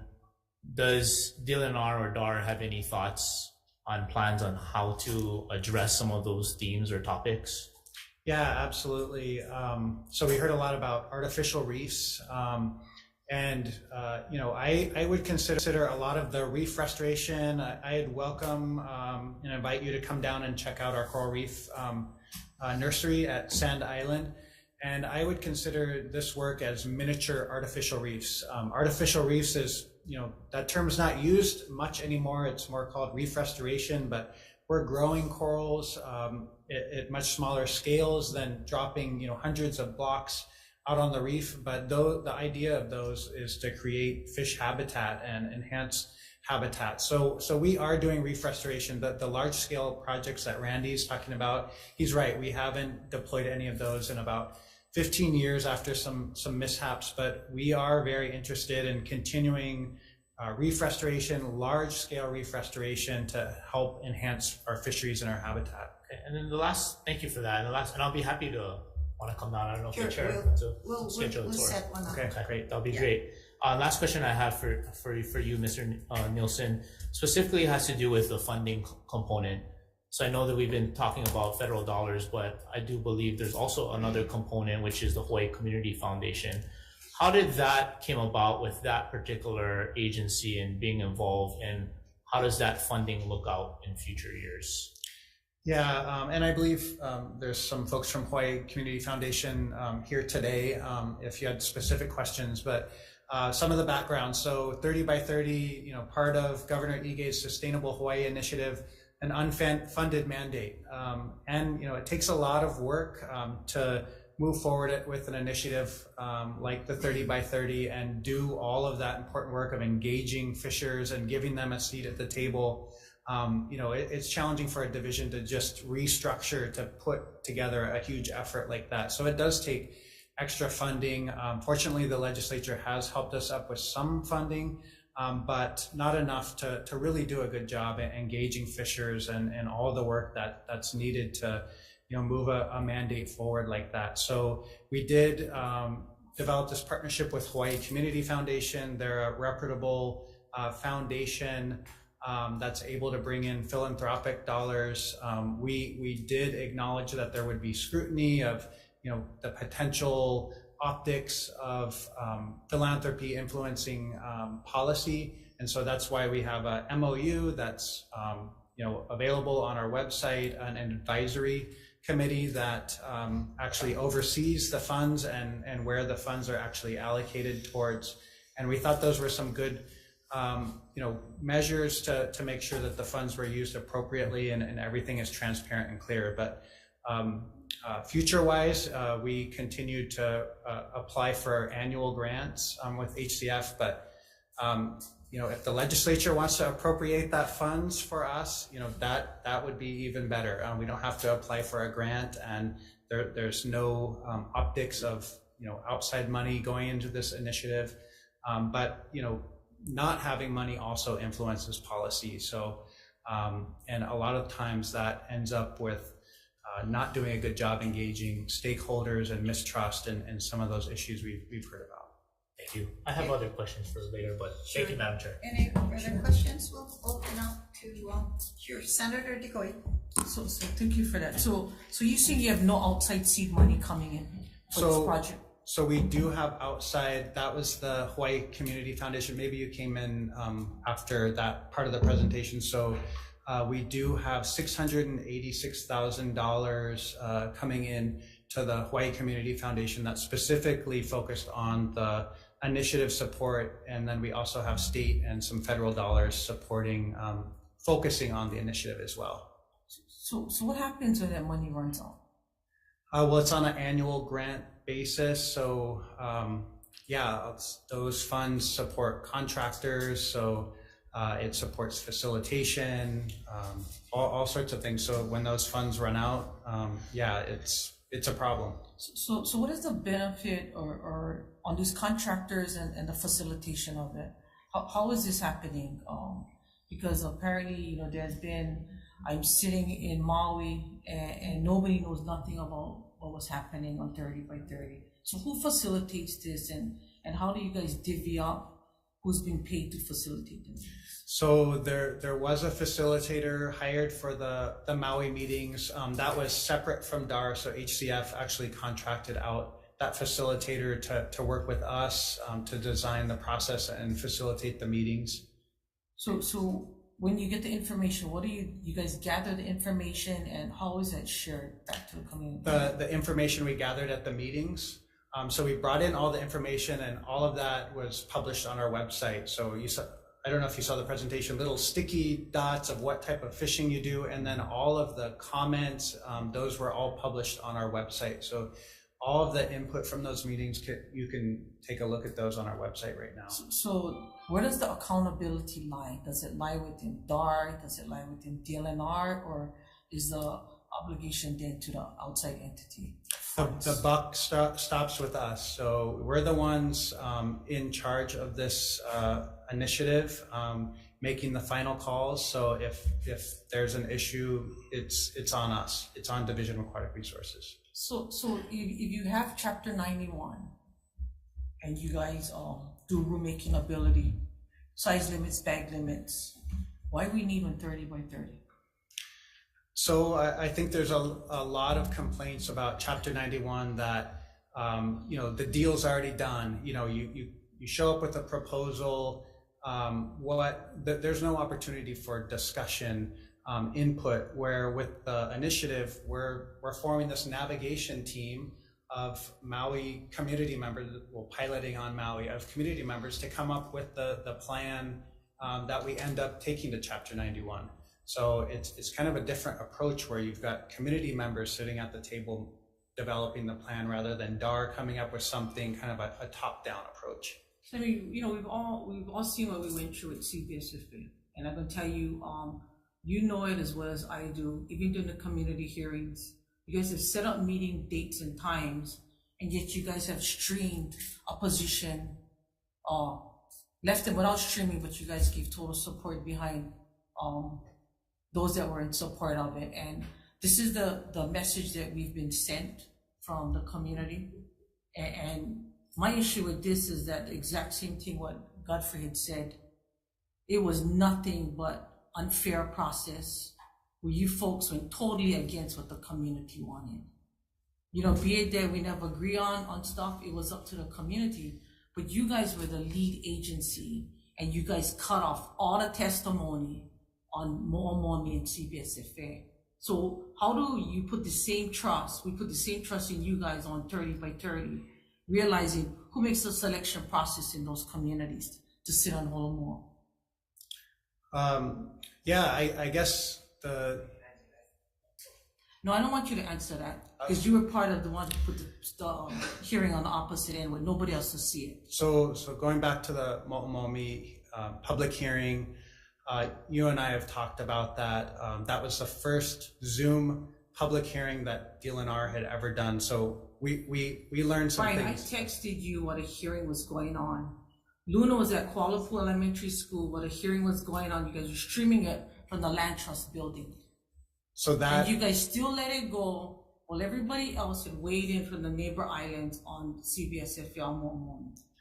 This is what we're talking about with trust going forward on 30 by 30, where fishermen have been encroached, seals have been brought in, flown into Kalaupapa. and you guys worrying about fishing industry going down and the numbers.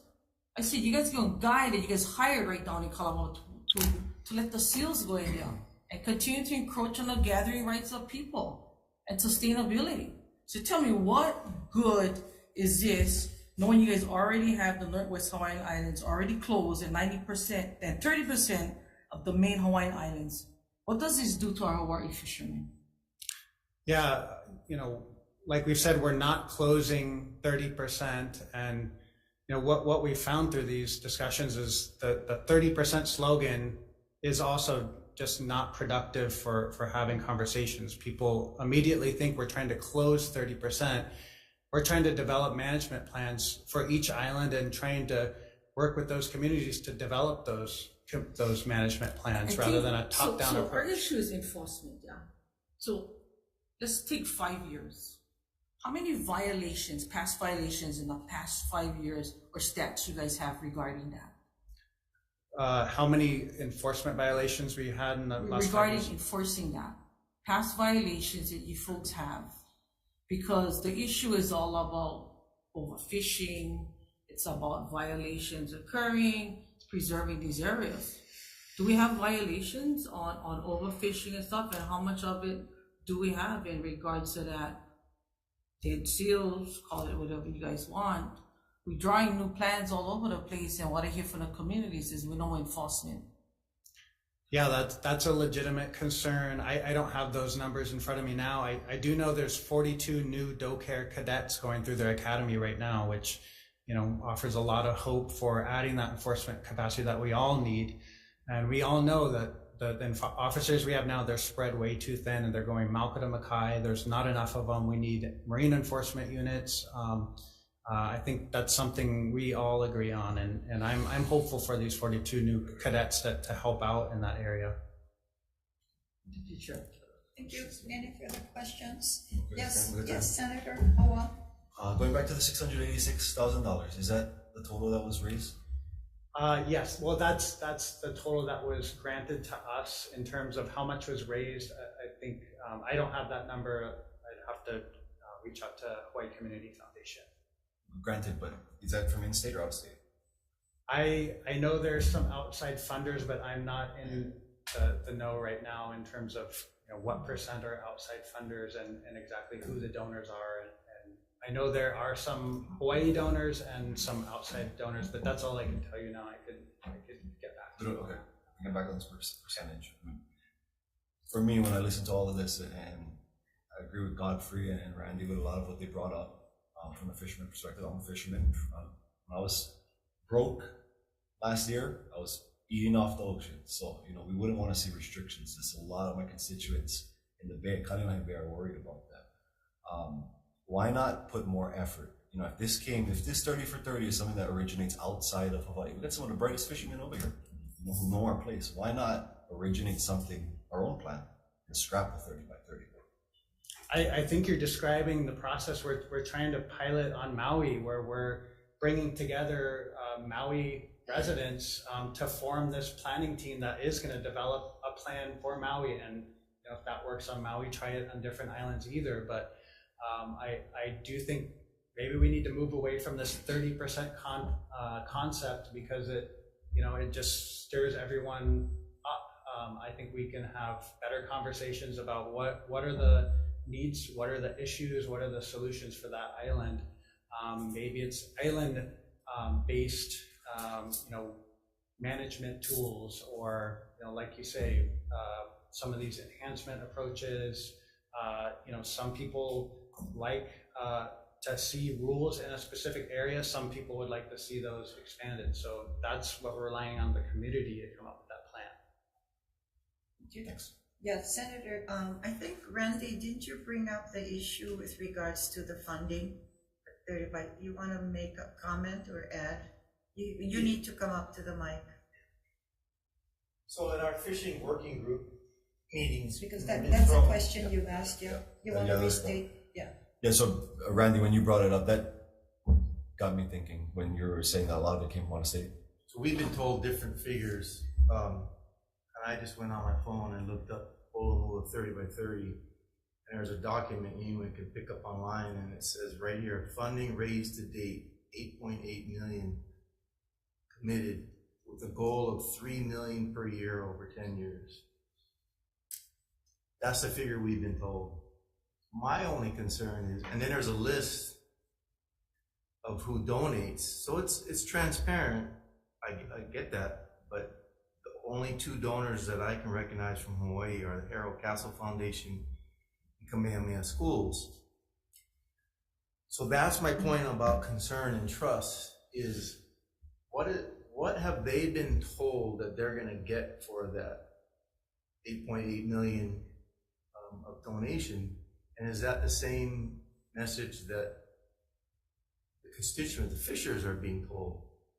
I want to make sure I say one thing. I think this plan can work only if the people that are utilizing the resource are involved more upfront. That's the key.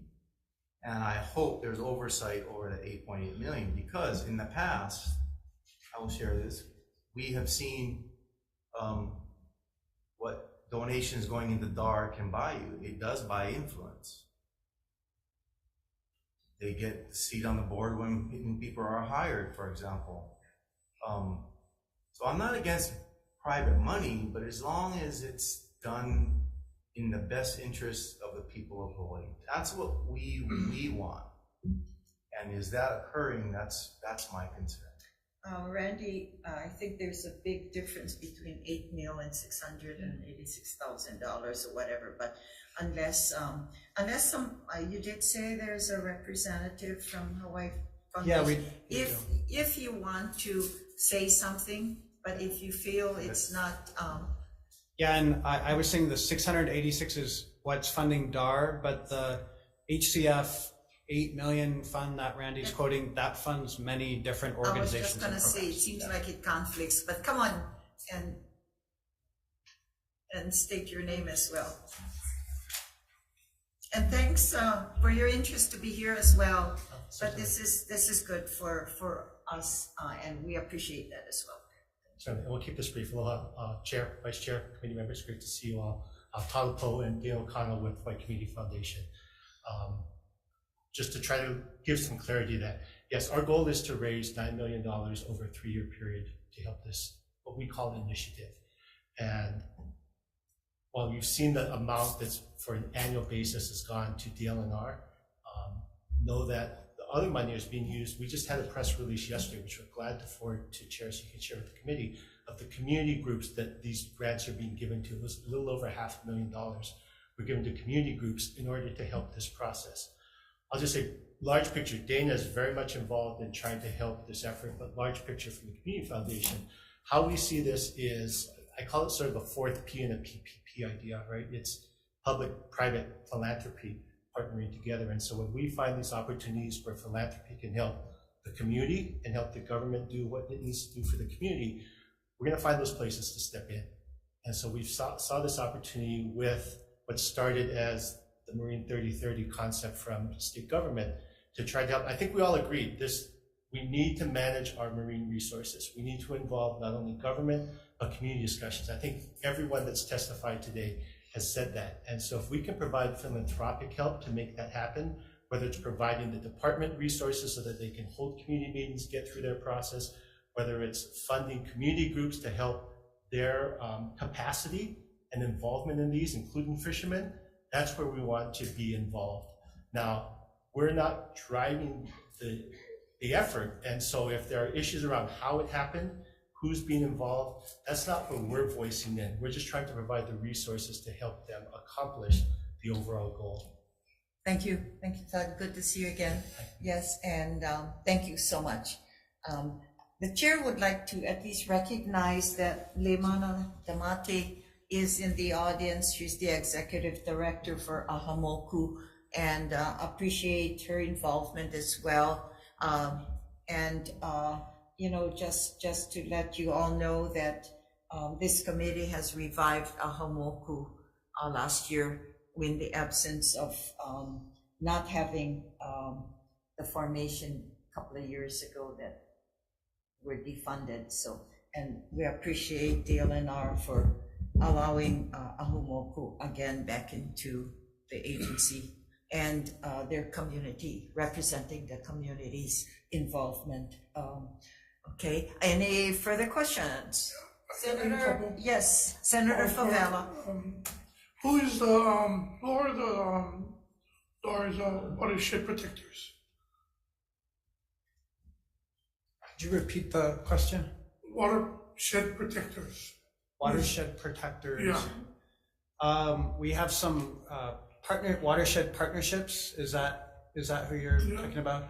So we're working at Honouliuli with some community groups there, and the South Kahala watershed group. I'm not sure.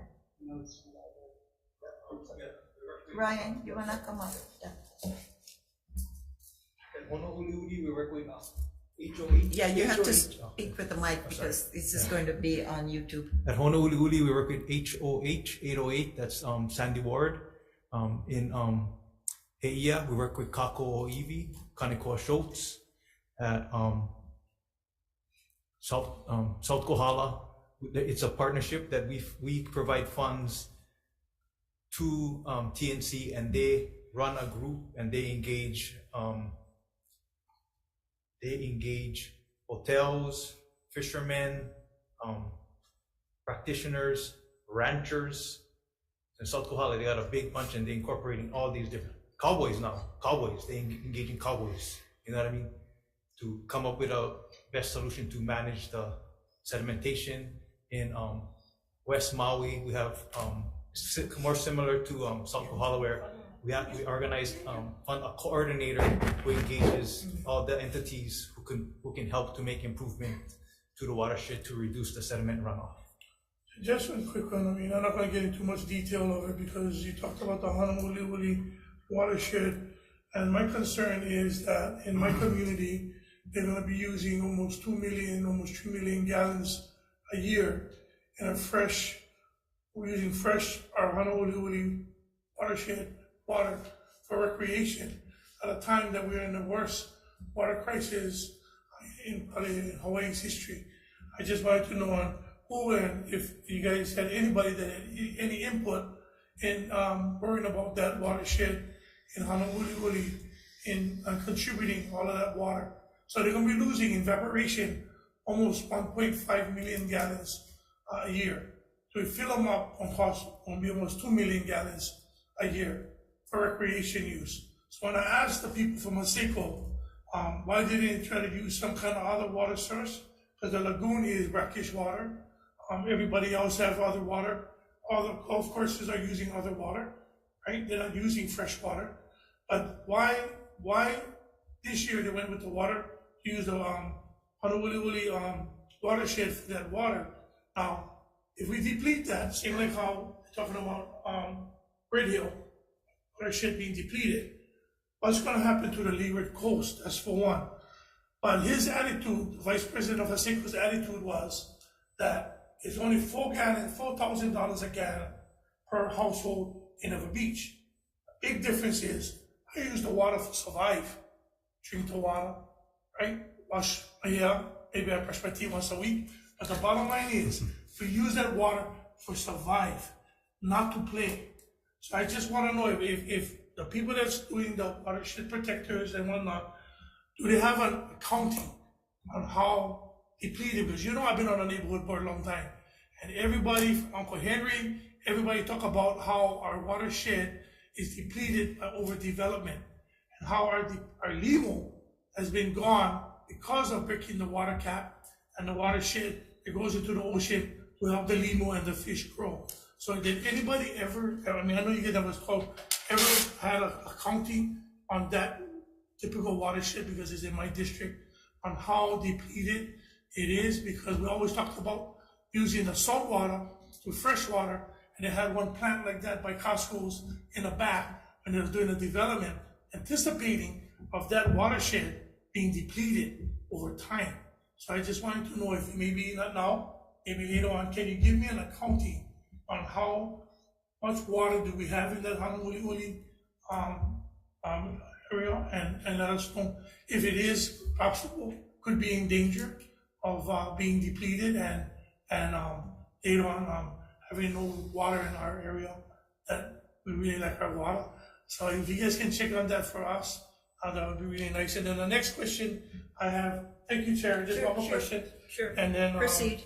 yeah, so if you guys can check that on us, I mean, I don't know all the other ones, but that came up in my community on how every time when we was on a board and other board members too, was always told on how close we are in depleting the Honolulu watershed over time. And I know that's the reason why Ho'opili had not made one but two of their own water reservoirs for their development.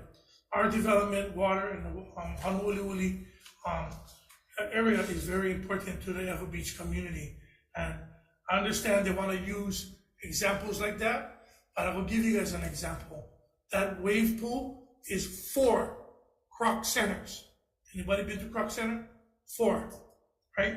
When we did the research, it was 7 croc centers. So that's the kind of stuff I don't hear from future development. They're saying, it's only this. Water is our life here. Same like how we're talking about Red Hill. Without water, none of us can be here. If Red Hill bursts, and from Hawaiian to Hawaii Kai, everything is done. Where do you think they're gonna go? Ever Beach. That's the next closest one. And they're not gonna deplete us anymore. So I just like know an accounting of the watershed and maybe the seriousness of its levels or contaminants or how close we are to hitting the bottom. Because back in the day when I used to open the water in Ever Beach, I put them on my car, let them go, no weight stuff. Now, I run the water, after that run, before I put it on the car. Because why? All water spots, big white water spots. So that's telling me there's some kind of salt within the sediment of our water now. And I just want to know how close. Experts can let us know how we can go about, and then maybe we can go forward and try to protect our Honolulu watershed. Yeah. Thank you, Chair. Should I respond? Yeah. Yes. Thank you. Yes.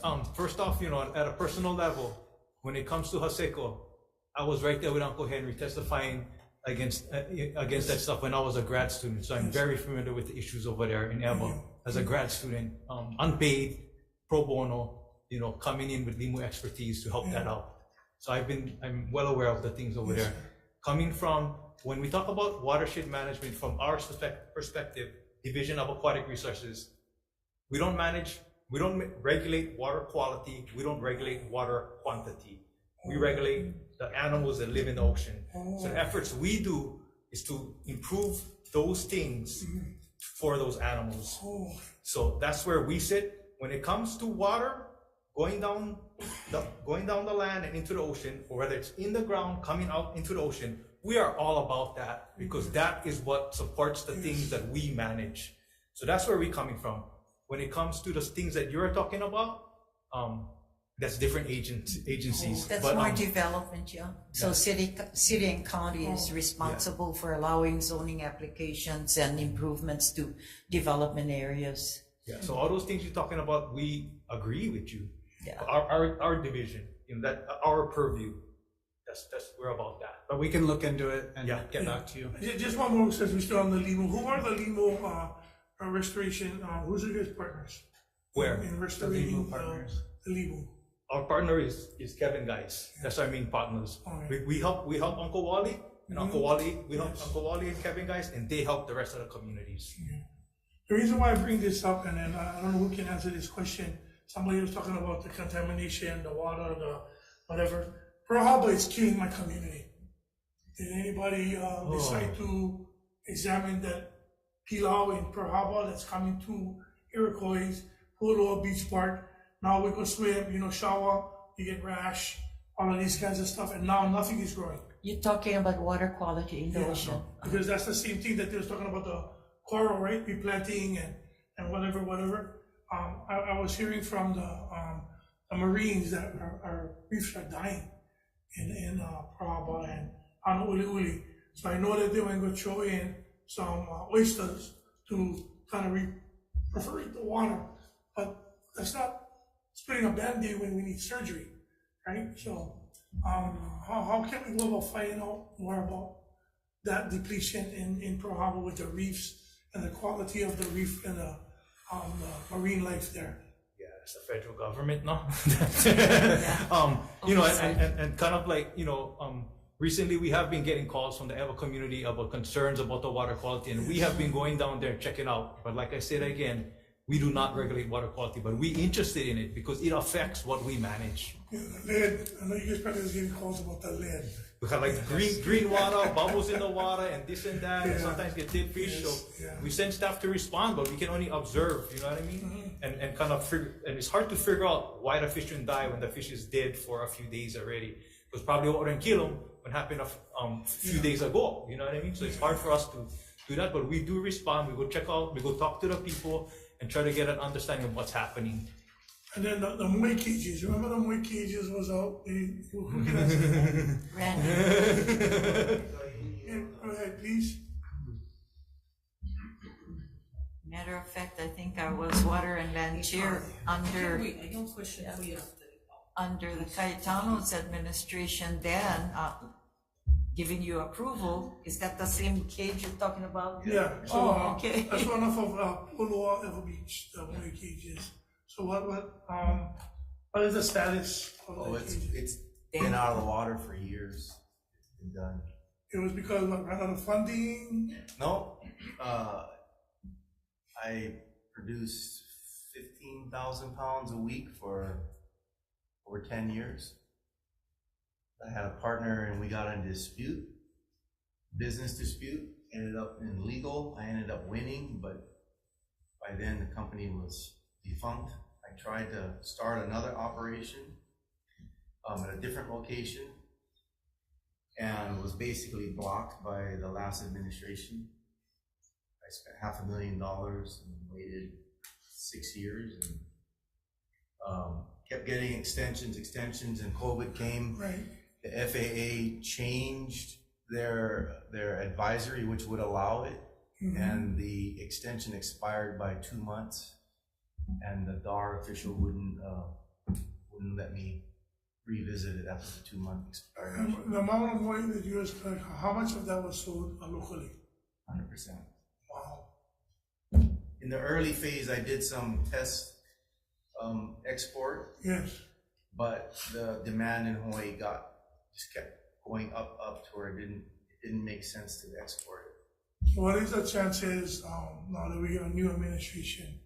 I know it costs you that much money. I get asked that. If we do a lot of car washes, can we help you? I get asked that. It's a great thing for our community. That's why. So let me answer that real quick, and then I'll go back. Okay, go ahead. But I get asked that often.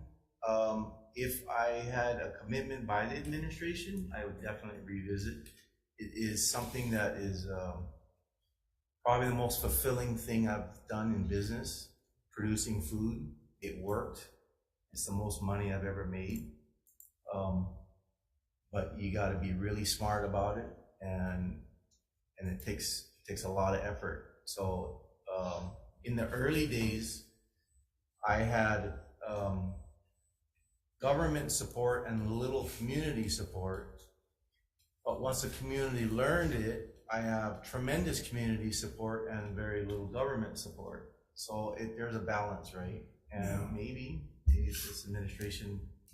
I mean, look, the discussion we're having today, we gotta do things differently. Yes. I don't think we want to come across as being against making our fisheries better and conservation. My point in all this is that fishermen need to be part of the planning and not just given the plans. Yes. And then and only then will things work. But in addition to that, aquaculture is going to have to play a major role in Hawaii, and we better get on board. I mean, that's just. All right. Okay, I just want to thank you for that, because we had other stuff saying that the reason why you left was other reasons, but thank you for clearing up for me. I really good. So we've asking Tatapo for some funding. No, not just joking, Todd. Yeah. Okay. Senator, 1 second, please. Senator Elefante, you had one more question? Yeah, it's just, thank you, Madam Chair. Just one question that's a two-part. This is for Mr. O'Connell. You talked about ballast water and enforcement. Can you describe more of that, and if there's also enforcement on the military side for ballast water? Military is like, they do whatever they like, kind of like sometimes. That's all. No, I'm not that I'm aware of. But does DLNR have control for enforcing that? On the military side, I don't think so. But like in ballast water, so how right now, we got only one ballast water staff and one like contractor that help her out. So the way we manage ballast water is we send out this, whenever when big boat come in, we give them one form, and it's a threat assessment form. So it's a lot of it is based on the trusting what they can fill out, right? Like where you go last. If they go someplace of concern, then that raises flags for us. Like if they came from the Atlantic side, came straight to, Honolulu Harbor or straight to Hilo, which there are boats that come from the Atlantic side to Hilo. That raises flags for us. When was the last time they did ballast water exchange? Where did they do it?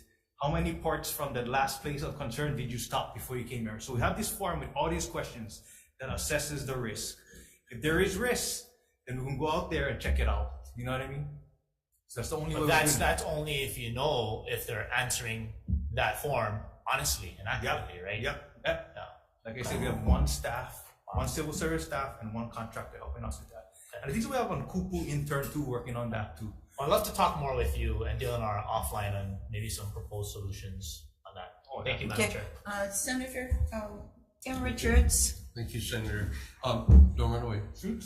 Just real quick, you mentioned the South Kohala water management. Is that South Kohala or is this the Kohala Mountain watershed resource management?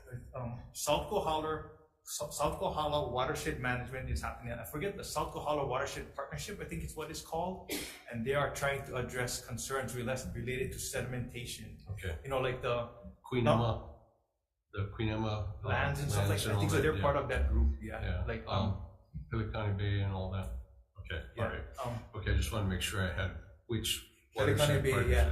I guess some mean ideas over there about like dredging it out and stuff like that. It costs a lot, but maybe sometimes that might be the only solution. And I know there's one talk about opening up the back of the harbor to make a flow through on that. So okay, just to clarify that. And then Senator, I know this is brand new, I just got this, there was I don't know who to ask this, but perhaps it's you, the Restoring Resilient Reef Act, which is part of the National Defense Authorization Act, which is apparently on the President's desk right now. So, and that's something I was working with at the county level with someone in Florida on. So are you aware of that? Because there may be funding there. Yeah, but thank you for the news. I heard that it was going to go to the Senate for a vote to pass. So that's fantastic, and it could be a lot of funding for Hawaii. Yeah, let's see what it said. Yeah, it went through the Senate tonight. So apparently it's on the President's desk. So hopefully we'll get some fingers crossed. Soon. Okay, Chair will allow one more question from the panel up here. We don't want to stay after 5 because that's when the AC goes down. All right, thank you, Chair. Okay. So Todd, thank you guys for, I know you guys have been big support with many organizations and state departments. You guys work with different community groups. Your funds that you guys provide in regard to this, which community groups do they hit? Realizing that, we talk about depleting of fisheries and stuff. Who are the partners or that is funded? Because we've had our challenges of partners that you guys have worked with, which is literally isolated out others in those communities. So going forward, the object is really to see, okay, are we there to enhance and help the industry? But I'm curious to know who are those partners that work and receive those funds. Let me I'll make one quick overstating view and then allow Dana to talk because she's much more involved with what organizations these funds have gone to. Understand, we go through a process. We have limited resources as much as we have a set for the community effort. And so our team does the best job we can at looking what's going on and identifying those best community groups to work with. Admitted, not perfect either, right? I mean, there's a lot of different perspectives. So just with that overarching knowledge, I'll allow Dana to speak a little bit about some of the groups that we have been involved with. Yeah, so just to help provide a little bit of context, we HCF are not alone. Excuse me, can you mention your name again? Oh, I'm sorry. Yes, for the I'm audience sorry. that Yes. we have Dana up there. O'Connell, I'm a program director at Hawaii Community Foundation. My apologies. So we don't alone make the prioritization of the fund. What we actually did, and again, it is all on our website, we actually pulled together an advisory committee made up of community groups and scientists and cultural experts, whatnot, to all come together and help us prioritize what the funding should be going to, what types of things it should support. And then we develop calls for proposal based on that. And so, you know, as Todd is saying, right, we can't control like who applies or what have you, but of the folks who applied, so it is all listed on our website, but some things are statewide. So for example, we had a grant round to support community groups who want to develop data and monitoring plans. And that went to different groups across the state. This most recent round that he just announced that we had the press release yesterday, that was very specific to just groups on Maui. And that's because DAR mentioned, right, that they're starting with Maui as a pilot. So we want to also infuse the communities on Maui so that they can be ready and strengthened to work in partnership with DAR. So it really kind of depends on what the funding is for and who applies for the funding. So thank you for that, because hearing what you guys heard today, is there options or openings for others to take that seat that have also been invested into the fishing industry, whether it be the fishing industry, food industry, aside from, and I'm gonna just say this, aside from DAR making that recommendation? I think clearly what you heard today was that there's a group that is not being heard. You know, is there an option or opening for that request to be filled so that they have a seat on you guys' table? They actually do. We have an HVAC member on our advisory committee, Phil Fernandez. He wasn't able to be here today. So he is part of our decision-making group on priorities on how the funding gets spent. Thank you. And I'll just add, I mean, we'll take him, and one, we'll take the information we received today back to the advisory council. And if there are further gaps, whether you feel them or anyone else feels them, we're definitely open to listening and continuing to adjust as we move forward. Thank you. Thank you, Chair. Thank you so much. And for the committee, just to let you know, we'll be through the budget process and the hearings for our committee as well. There's going to be a lot more time when we start hearing from the committees on their, the agencies on their budget. So we can still talk about, you know, their programs as well. So we'll have opportunity to meet with DLNR again during our sessions. Okay, thank you so much for all of you for being here as well. And thank you, presenters. And I'm so sorry we were going to allow those that were here if they had questions, but I think it's just time that we should say aloha tonight. And all of you be safe, have happy holidays. And this concludes the Water and Land Informational Briefing on Holomua 30 by 30. Aloha.